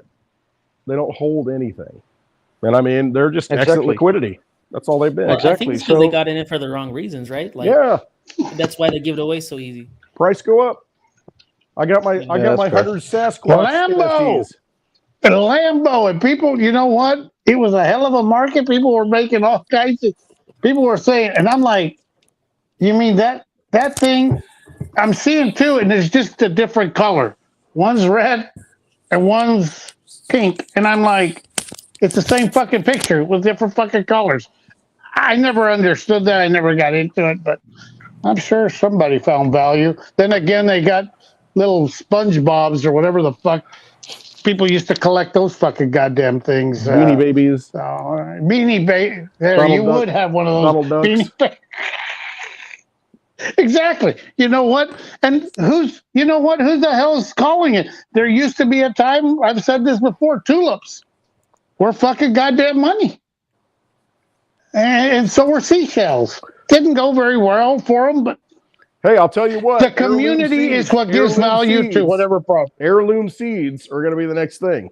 So get your heirloom seeds and just stick them in the freezer. Have your own Well, vault. I've Who's always have thought something? that. I always thought that. There was a shortage years ago. Yep. Yeah. We're on the same wavelength, man. I mean, you know, Yeah. it comes down to real assets, things that produce, things that you can use. And I mean, you know, that's why I've always looked at crypto as money. I want to have What do you money think about- that I can use. what do you think for about real drinking things water? that you need? What do you think of- That's the next crisis, the World Economic Forum. Hey, we tried this, we tried that. Hey, wait till we get water shortages. F them. We'll show them because you're 70% water. F That'll you. make We're the gonna people. control That'll water. make the people move. Absolutely. Yeah, we'll make it illegal to collect rainwater. And they have No, done look, that. they're already Okay. making it tougher to Here- dig a well. Here's an example right here. A small town. I used to live in a small town, great town, you know, rural community, you know, good people, great schools. I mean, here in Illinois, believe it or not, I mean, 3,600 people. It used to be like 2,200 people, you know, when I was I heard in a high school song 30 like years that. ago.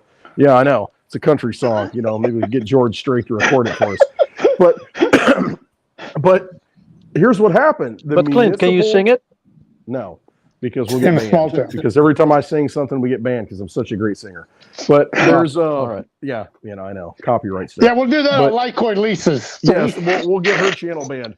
So what happens is, you know, this town of 3,600 people right now. The house I lived in was a 1923 house, big house, had a well out front, and I'm like, all right. When I moved in, I'm like, I want to open this thing up. I'm going to tap into this. You know, why am I paying for water from the city? I look into it. There's all kinds of shit thrown into it because that's what they made them do. Because once the municipal water came in, they made everybody who had a well for their house fill it in. So according to the ordinance, it's against the law, the ordinance, you know, it's not law, statute, ordinance, all bullshit, not constitutional. They made everybody who was going to participate in the public water system fill in their wells. And so it's illegal to Fucking have weird. your own water because you're taking it away from the greater good. You know, the whole communist what greater the, good thing. You know what the Own the Australian mineral government did a rights. few years ago? Have you heard about Nestle and the Australian government in I've regards to heard that? about it. Yeah. Yeah, go into that. Yeah. Yeah, well, just a short answer to that. They kind of own 50% of the water, and when the population needed it, just like fresh drinking water, they couldn't get it because Yeah. Nestle said, it's for our production purposes. It's Well, we got to fucking produce ridiculous. water for the world, and we're a corporation that can bottle it up and send it everywhere. And guess what? It is what it is. F you. And I that's was gonna what it say, is. man- It's a corporate takeover. That's what it is. We're not going to have governments in the future. We're going to have corporations running everything. It's the sci-fi crap that they put out in Telegraph and they put it out in front of us. And that's what they're going to do. You're going to have massive corporations running everything. And those are the people that are going to control you. And guess what? You're contracting into that with them. You have no rights because I need my water. Well, I need the energy. I need this. I need that. And the governments aren't going to protect you. Look at the revolving door. Elizabeth Warren talks about the revolving door of crypto. Revolving door. She did it like 5-6 times in her latest proposal that she wrote. What about the revolving door? They actually showed a revolving door in her interview with a news reporter when they were talking about J.P. Morgan. They showed the revolving door of J.P. Morgan. So I thought that was kind of look at the revolving door of the military-industrial complex. You got Nikki Haley out there. Look at the revolving door of the pharmaceutical-industrial complex. But the thing with Warren, right? The thing with Warren, right? I mean, we know her stance on crypto, obviously, because we read the news. And then, she's like the regulatory body for the SEC. And then you look at she wants to have a hard stance on crypto. And I get it. People like FTX, Sam Bankman-Fried, he deserves it. But she doesn't go after his parents. She doesn't go after his father and his mother because they own a super PAC.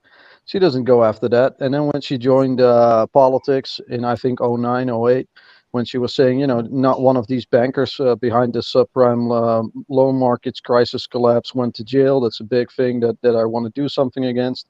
Who's going to jail now? I mean, she's known shit about J.P. Morgan not handling Bernie Madoff, even though they knew exactly that he was a fraud and Madoff, a scammer. Epstein, She didn't do shit about it. Bankers. She knew that. So, it's just none of her proposals ever have been accepted. None. She has a track record of zero. Nothing. So it's just another fucking puppet that's she's just a screaming talking at head. the clouds. Here's what she is. Here's what she is. Right here. There's another bobblehead. So I'm not taking her very serious, but I don't think she's here for the public.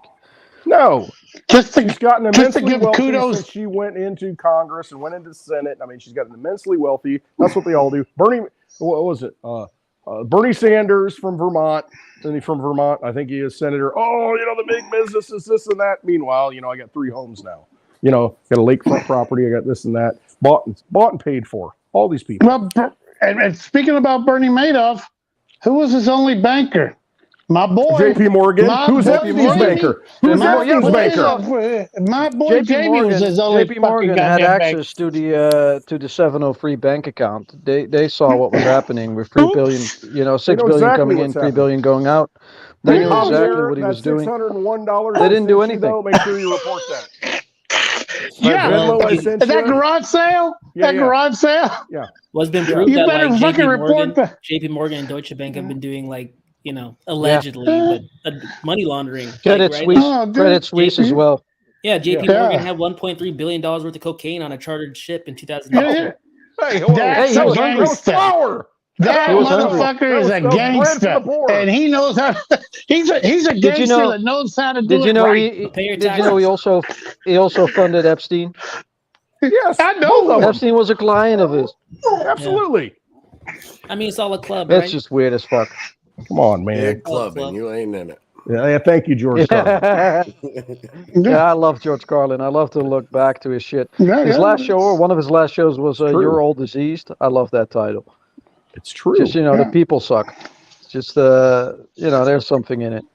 But let's not get too pessimistic. I mean, there's a lot of money and liquidity that will go faster into the system. If you look at Nostro Vostro accounts, we don't obviously talk a lot about the optimistic shit, but we can handle that too as kind of a medicine. This is a way forward for finance. This does speed up everything. This does make things interoperable. This does make the entire system more resilient, and resilience matters in finance. So that will have its value. Nostro Vostro accounts opening up will probably pull in 60 to 70 trillion in the entire market that's now sitting on the sidelines. That's a lot of liquidity. I think pension funds are going to get fucked, but even by that standard, it might take another 10 or 20, maybe 15 years for the whole, boomer generation to kind of level out, because we've got too many gray fox hanging around and, too few What young do you say? people. So we'll What do might. you say? No, I'm Steak? saying like and we got like now I'm not talking about you, I'm talking about the 80-year-olds. But Okay. you look So good. You what? look good. Not a day I over look good 80. for 60, huh?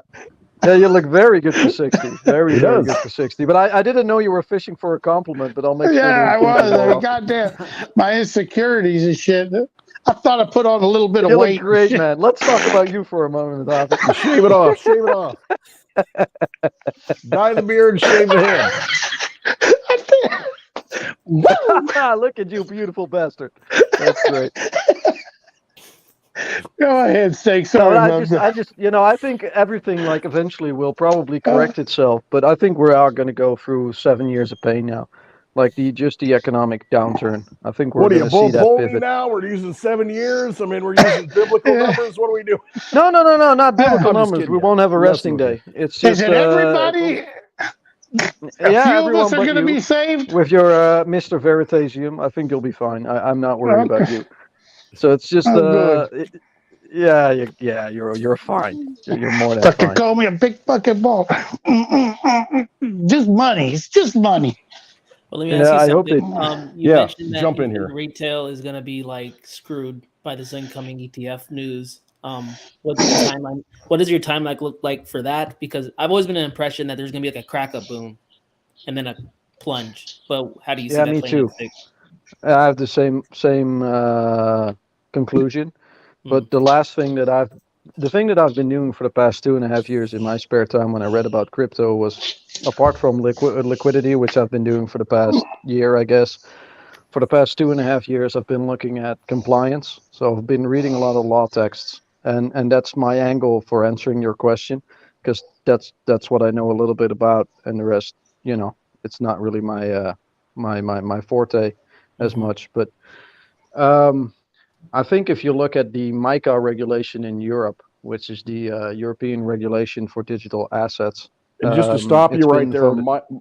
stop you right there, Steak. MiCA stands for what? Markets in crypto assets. Isn't that what it is? I have to look up the acronym, but I think you're I right. think that's what it is, just so that people can kind of get they understand what you're talking about. Yeah, MICA. Markets That's the in crypto abbreviation. assets, I think is what it is. MiCA. Yeah. Yeah. Oh, thank you for that. I'll make sure to Because make just for everybody here in Illinois, we got to Yeah, make sure Illinois. you Yeah, understand. I get it. Yeah, I get it. Yeah. Yeah, sure. We'll get that educational aspect in there, and make sure to add if you want to, because it's kind of a long answer, but I'll try to make it short. So I think the regulation that we're going to see in Europe, which is very elaborate and probably the most sophisticated regulatory framework for digital assets globally, will have a Brussels effect, which basically means that the European Union and its liquidity is so big and so apparent that the rest of the world will adopt it. And one of the things that I've been noticing that hardly gets spoken about, and that's my angle, it's a little bit of conjecture, obviously, because it's still ongoing. But everything I've seen in the US happening so far with the SEC, with the CFTC, and I'll explain the acronyms later, but also with Congress and the DOJ, all of the regulation that has been put forward, whether that's the infrastructure bill or the agriculture bill, or it's the SEC lawsuits, all of the outcomes of that have almost one-on-one similarities with what's in the EU MiCA regulation. So to me, it seems very apparent, and I've been saying this for more than 2 years already, that we're seeing the same thing happening in the US as what we see happening in the EU. And the reason for why I think it's also logical is because an answer to BRICS and the fact that half of the world is no longer buying up the US dollar as debt, they're no longer buying up the Treasuries, the bonds. the bond market. Yeah, thank you. The bond market, is that the answer to that is just interoperable liquidity between the US and the EU. So I think that from that angle, if I look at the dates in the MiCA regulation for when things become mandatory, for when that part of the regulation absolutely has to be enforced, those are my timelines for what's going to happen in the market. And so far, in the last 2 years, it seems to be that the market is moving in that direction. And if I would look at those timelines, I could say that the regulation itself becomes mandatory next year, which is not that far away. And between March, and it's now been postponed to June, so it's not the third, but the 6th month, we're going to see stablecoin regulation, not only in the EU, but also in Japan and in Singapore. And I think that the US will follow. I think one of the assists that we already saw was that both when CZ was arrested for Binance for BUSD for terrorist trading, which is basically AML, anti-money laundering. Also, Tether was part of that same letter and bill, even though it's hardly being spoken about. So they are looking at Tether and BUSD already, and I think it's probably going to close this mini bull market in June, because I think stable coins having to be, regulated and enforced as well, so they take it seriously. That means that will be the point that liquidity will get out of the market. So I think that's where we're going to see a downturn.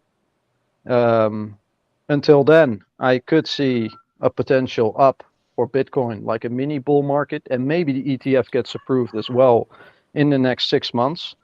But I could also see the scenario that the Bitcoin ETF will get approved in a year, because in September, October, we get mandatory regulatory compliance for exchanges, and that's the big one. That's really the big boy that I've been eyeing, because in my humble opinion, there's only one exchange that's globally compliant, and all of the rest is going to go bust. Like that's how horrific it looks so far. And I could go into that in great detail in why I think that, and why certain exchanges won't make it, and why I think certain exchanges will make it.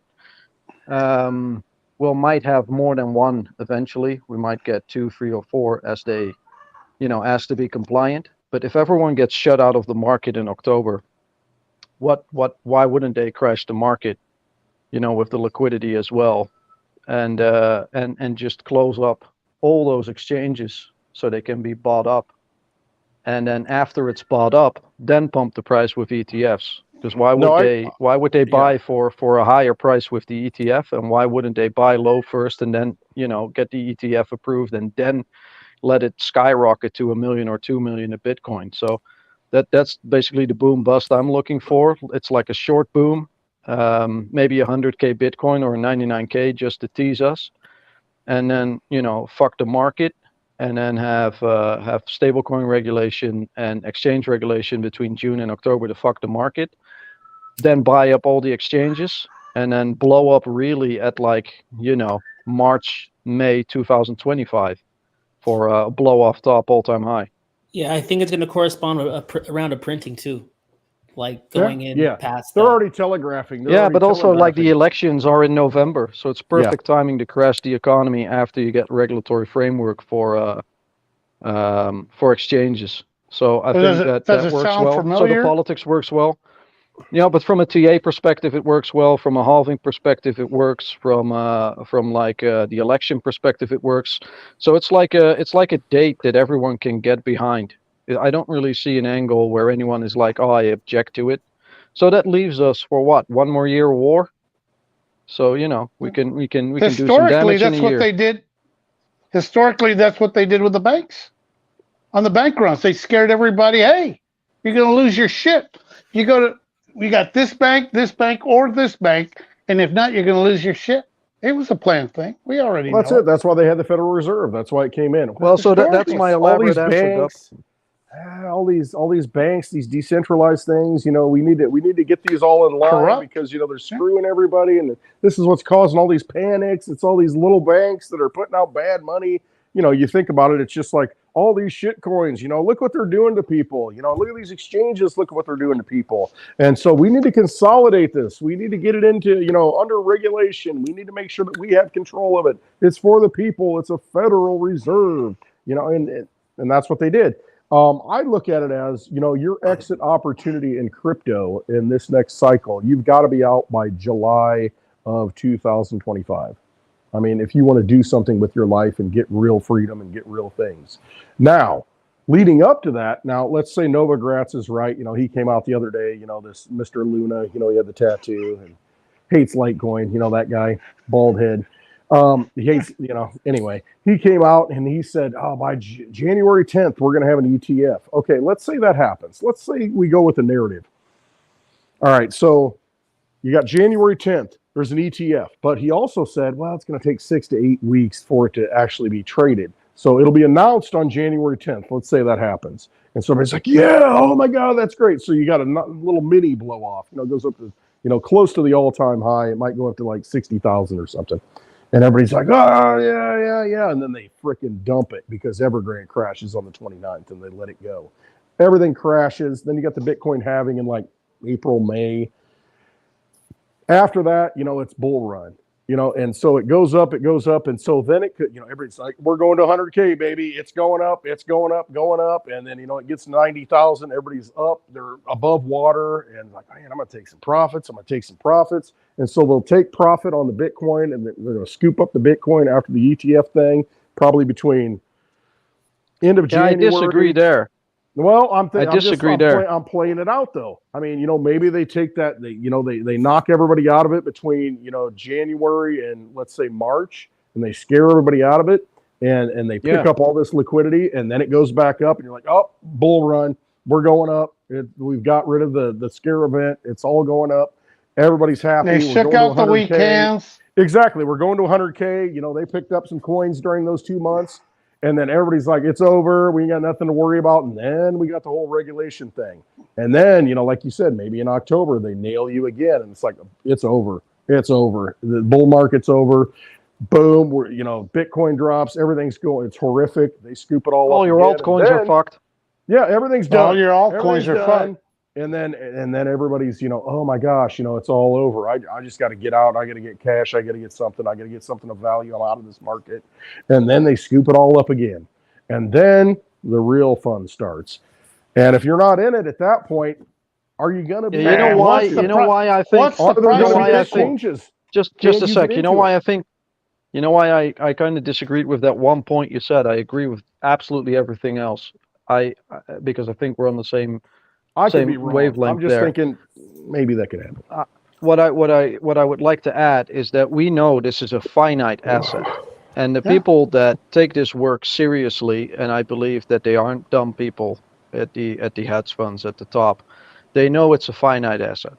So if the ETFs get approved and they get the gunshot, and 5 or 6 of them, or maybe more, will be able to buy in at the same time, they won't just buy in one asset with Bitcoin. They want to buy the whole fucking market, every influencer, every media page, every exchange, the whole fucking pipeline, every single fucking server that's being used for it is going to be bought up. Like every single fucking thing is going to be bought. And they're going to do it right from the beginning because they're competing with one another. Fidelity is definitely going to compete with a BlackRock and a Berkshire Hathaway. They all want a small piece of the market. They're big boys. They don't want to be they want to be left with 0% of the market. They don't want to be the scapegoat of their champagne parties. I mean, they don't want to be left out. So they're all going to take it seriously. So I think once the gunshot gets approved, we're going to skyrocket with the biggest green candle you've ever seen in Bitcoin. And I think when you think about that angle, instead of like immediate growth, I think we're just going to see hyper acceleration, hyper Bitcoinization immediately overnight. Then why the fuck if Bitcoin would go from, I don't know, 40, 50K to maybe 10 million? Let's give each other a number here to really dream sweetly tonight. So let's say 10 million Bitcoin immediately from the get-go, and then it grows to maybe 50 million or 30 million over the next decade or so, and they just buy in immediately. Why would they then reimburse the exchanges afterwards that actually hold the underlying asset? It would be way too costly if they want to buy the whole market. Mm-hmm. So they want to buy Bitcoin first when it's low, before the ETF gets approved. I mean, it makes no sense to approve an ETF and then bump up the price of something you want to buy later. It's just I don't see them. That would be the biggest gift they could give as boomers to millennials. Maybe I'm wrong. But if they would do it like that, kudos to them. I hope they do, because that would actually solve the fucking economy. If they would just pass 30 trillion from the boomers to the millennials and Gen Z, that would solve the whole fucking shit. I just don't see them doing that. I just think they're greedy motherfuckers, and they just want to take all the money into their grave, even though they're 80 years old. But I could be wrong there. Do you guys mind if I share some on the screen? I just want to get Do your it. take on it. Yep. Do it. We're here to hash it out. Let's get all the opinions. Is it showing? Because we don't know. Can you guys see? No? Let me. I can't see yet. if- Dave, help him out. Share. Oh, my bad. Maybe you need regulatory clearance from Dave. I don't Yeah, know. right. There right. it is. So this is There you go. Bitcoin Oh, dominance. It's Bitcoin that's dominance, great. right? Right. So Mhm. like that's why I'm saying Q1, some kind of altcoin season, because this is obviously like Bitcoin's been rising in dominance since 2021, actually, right? In this rising Mhm. wedge, and you can see like the volume starts to like decline. So we got some like divergence going on. RSI is kind of topping out. So Mhm. it just shows me like it wants to fall out, whether it's like Yeah. here or here, I don't know, but like right here is having, so like, so I think we talked about a mini bull run. I'm thinking we're gonna get like something in altcoins, at least to bounce up and then maybe rise up again. Yeah, and maybe it's not Bitcoin. Maybe Bitcoin just kind of goes sideways there, and it sits between $40,000 and $50,000, and then the altcoins just start picking up during that time frame.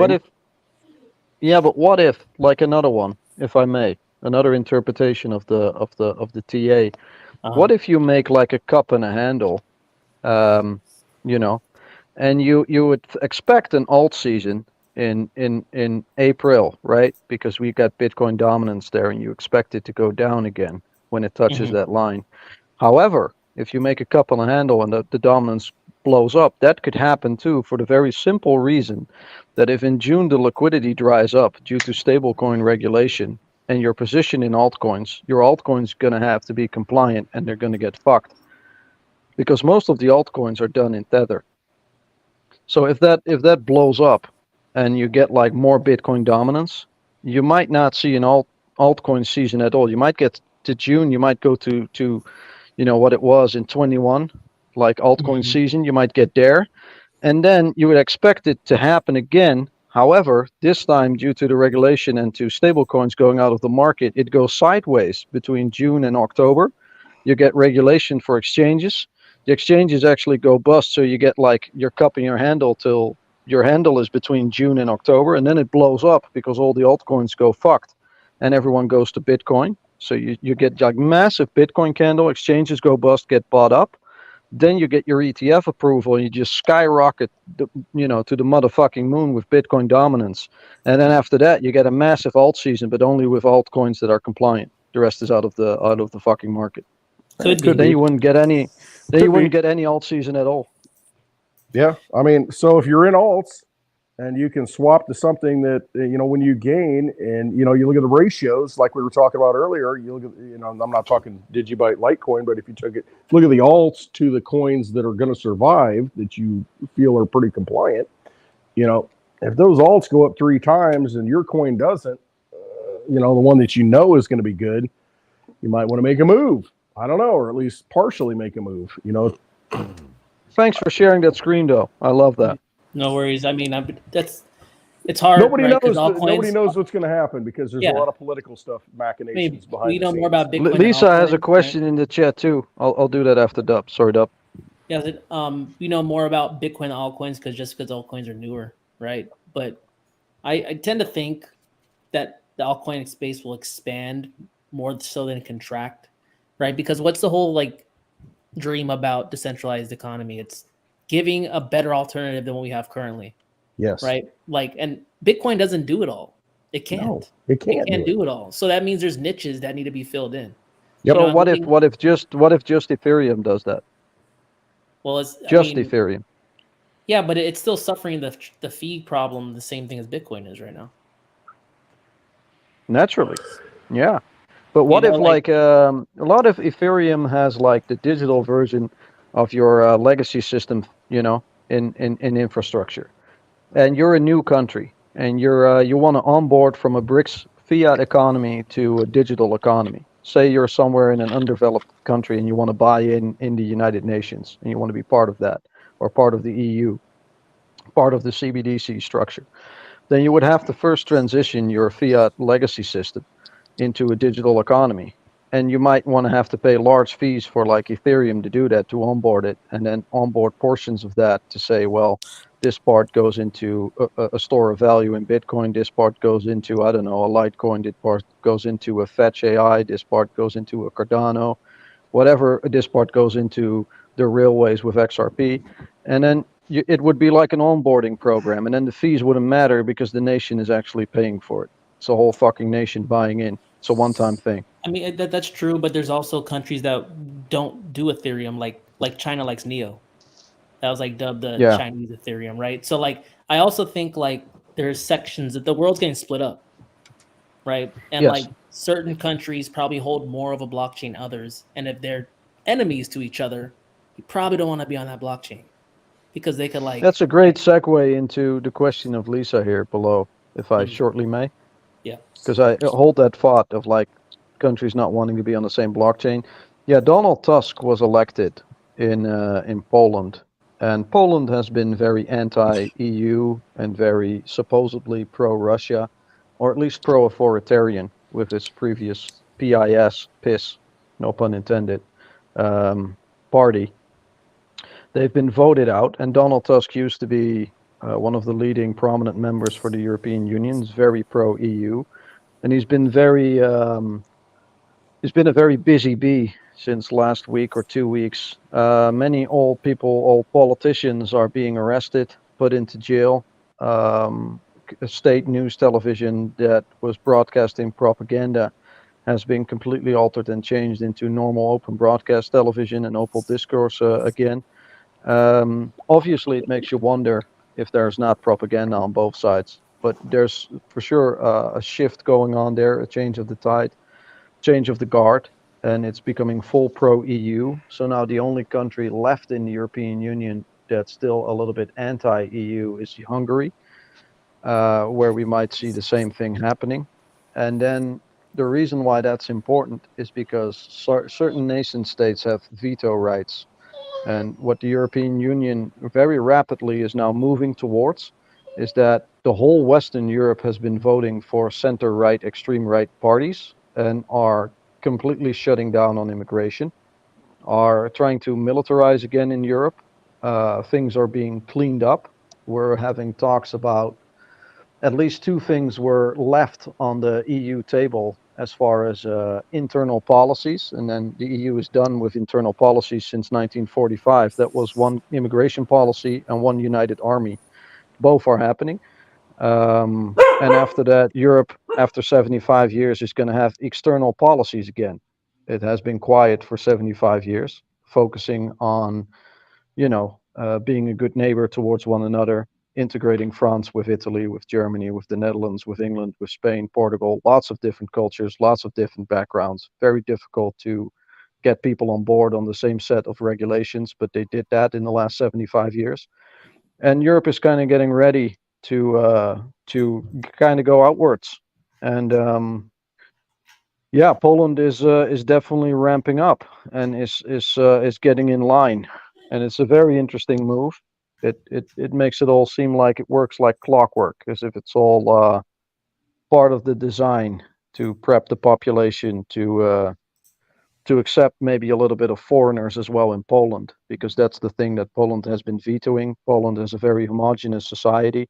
It never had a colonization history, so they never were very positive on having people from other countries in their country, because the new EU legislation basically says right now if you're a foreigner or refugee and you ask for refugee status, you do that in the country where you land in the EU, which generally is a bordering country.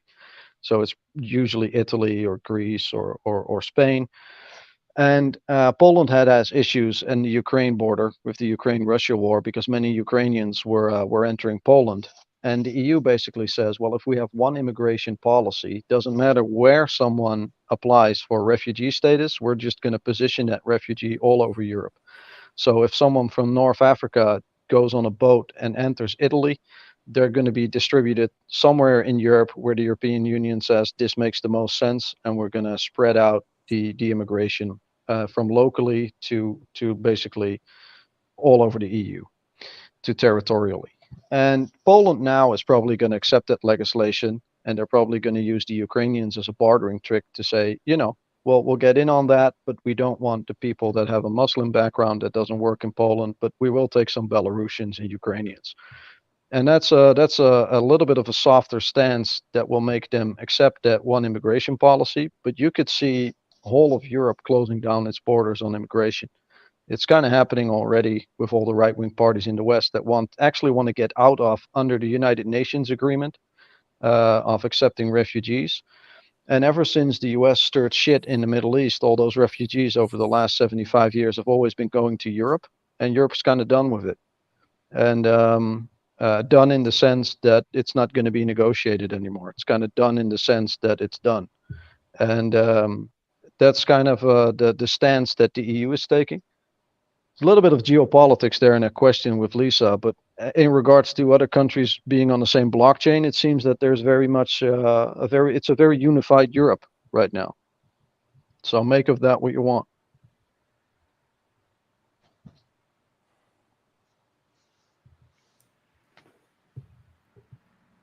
I don't think you'd have as much immigration if you didn't have the powers that be manipulating governments around the world to cause disruptions in their home countries and buying leaders and stealing the resources with fake money that they create out of nothing. If that were to end, then we wouldn't have these problems. And it goes back to the core of really the white paper. I mean, it really does. I mean, if we stop playing the game, if we keep funding, okay, we saw, presidential That's the agenda, man. But it is the agenda. It is the agenda. And so, again, it's the divide and conquer theory. It's the, oh, that's the enemy. That's a problem. So now we've got the solution. And see, it's all manipulated at the top. And we've got to get to the point to where we as individuals understand what sovereignty is, understand what our energy is and our sovereign money is, and not participating in that system and feeding that system anymore. And it's a grassroots effort. And that's really what it comes down to. And I think individually, that's why it's so important that we develop communities at the grassroots, because, these governments, when they've got unlimited resources, when you can print $1 trillion every year that you can't make and fund, armaments and fund, operations overseas and, create wars and do all these things that have been happening for 100 years. If we say no to that, and that's a dream, but if we say no to that and start living right here where we can see things and individually and transferring value, what I make, what I produce, and and normal life. Exactly, like Are you crazy? The natural world, the natural order of things, instead of Really? the artificial A whole world new that we've been living world. in. Yeah, I mean, and that's what it takes. I hope so, man. And then I that's hope what's so. created all these malinvestments and all this, the immigration, and all the BS that goes around the world. I mean, it's gotten so bad and so controlled that's why we have these problems. It's the way money. I look at that, it's just that the U.S. after the Second World War basically owned the entire world. Absolutely. And they they put their won. They footprint gave all out a We lot of control the loans. money. like a giant Yeah. Sasquatch So- coming in, stomping on everything and controlling everything. But I think That's what they did. They, not after the us. Second World War, the U.S. kind of already also acknowledged that as the rest of the world would rebuild from the rubble, at a certain point you won't be able to keep control over 100% of the globe. So you have to consolidate your borders culturally, scientifically, and financially somewhere.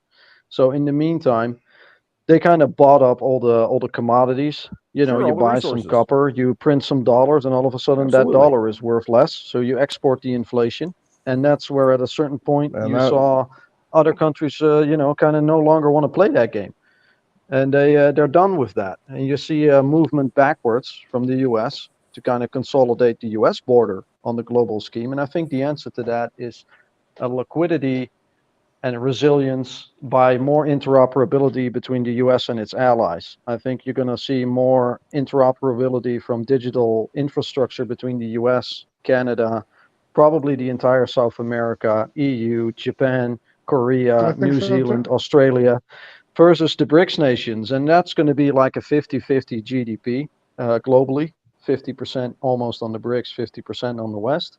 And then if that happens in that move, you're probably going to see some sort of production heading back to Europe and the US. Apparently steel is going to go to Japan, but that's still within that block.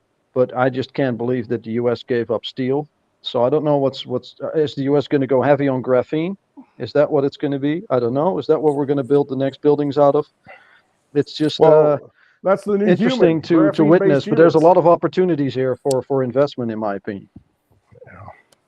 I don't know. Some investments might be profitable, but they're not moral. Is really what it comes down to. Or ethical, yeah. Yeah, well, And you who's gotta- to you tell gotta me choose what's your morally path. wrong or right? I mean, I don't even know what That's where my boy Jamie comes in. It's up to Booyah! you. You got to decide. Yeah. You know. Yeah, no, So, it's, all right. it's up to you. Well, back to Dub's point. Well, about is this the whole plan to bring us into a one world currency? And I don't mean by one world. Euro dollars. Yeah, but one world within a Bitcoin system of a decentralized system where basically, yeah, we got Bitcoin and we got Litecoin, and it all happens to be related. And in that one system, I don't know. I mean, I don't know how to get out of the level that my knowledge, but yeah, what's y'all's opinion? What's your opinion? Maybe a CBDC is just a stable coin. Yeah. Well, my stable coin's That they control us with. It's pegged at $70. Well, the big picture is you can only use it 10-mile radius of your house. Well, now you can't get the fuck out. Like Blinddave was saying, you want to go somewhere? Wait. What do you mean you want to go over to South America, Dave? What do you? Where are you getting your money from? from? You want to reply to that? Yeah, like behavioral economics is the next Ponzi scheme from the Keynesians, right? Like they're going to program into your digital wallet to get the money velocity up or slow it down. So you have till January 5th to spend this money. It resets. If you spend it here, yeah, that's the only thing they can. That's the one aspect they're lacking from controlling the entire. Spend your Kohl's cash, or it's going to expire this month. Yeah, but if you don't spend it. I work as a social worker professionally, and I don't know if you're going to control people with like the expiration date of their value, or if you're going to control them through their carbon footprint, that they're not allowed to travel, or they have to buy things in the store in a quota. Not at the beginning. Like you bought one steak a week, so you can't have 2 steaks a week, and they can instantly manipulate the price of certain goods and stocks to go up and down in order to influence your behavior on what to buy.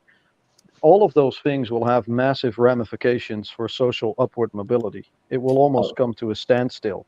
I didn't say it was going to be part of a class. I don't think it's going to be successful, but I like your smell, Dub. I like your smell there. Yeah. I just see a lot of work there for me in the future if I still work there, Dad. But it's just that's going to be the next thing. I mean, are we going to go? Well, if we still have 2 more cycles, it makes sense. There's going to be failures. How do they make money? They get the sheep going one way. And yeah, there's a few strays that make it, and that's exactly how they make money. They privatize the profits. They socialize the losses. Right now, with the buybacks that are happening with all these stocks, that's what's happening. That's what they've always done. It works. Why and change then they crash the market. There. Why exactly? Why would this time be different? I don't buy it. I'm critical of it. It will. It won't be different. It'll just be a different flavor of it, but it'll be the same thing. Put it this way. Maybe. Doug just mentioned all the things Doug mentioned all the things my boy from the banking has done. Is he in jail? He was brought up on RICO charges. That's things that you bring up the mafia. And, of course, none of them are. See, of course not. So we're just playing the game, and that's where it's so important to kind of spread the news to others, as many as want to listen. Most of them are just in crypto go up or one Lambo, but the few that are listening, dude, don't follow the sheep. They get slaughtered. I mean, they're gonna run you off the fucking cliff. And if you go and take some chances, we don't know. I mean, I don't know personally which way we're going. I have an idea. Avi, look, part of that regulation becoming compliant is that they have to settle on intellectual property. They have to make a choice there, like whose patents are valuable or not, and they'll have to. Our entire system in the West is built on protecting inventors. So You made my that Christmas creativity.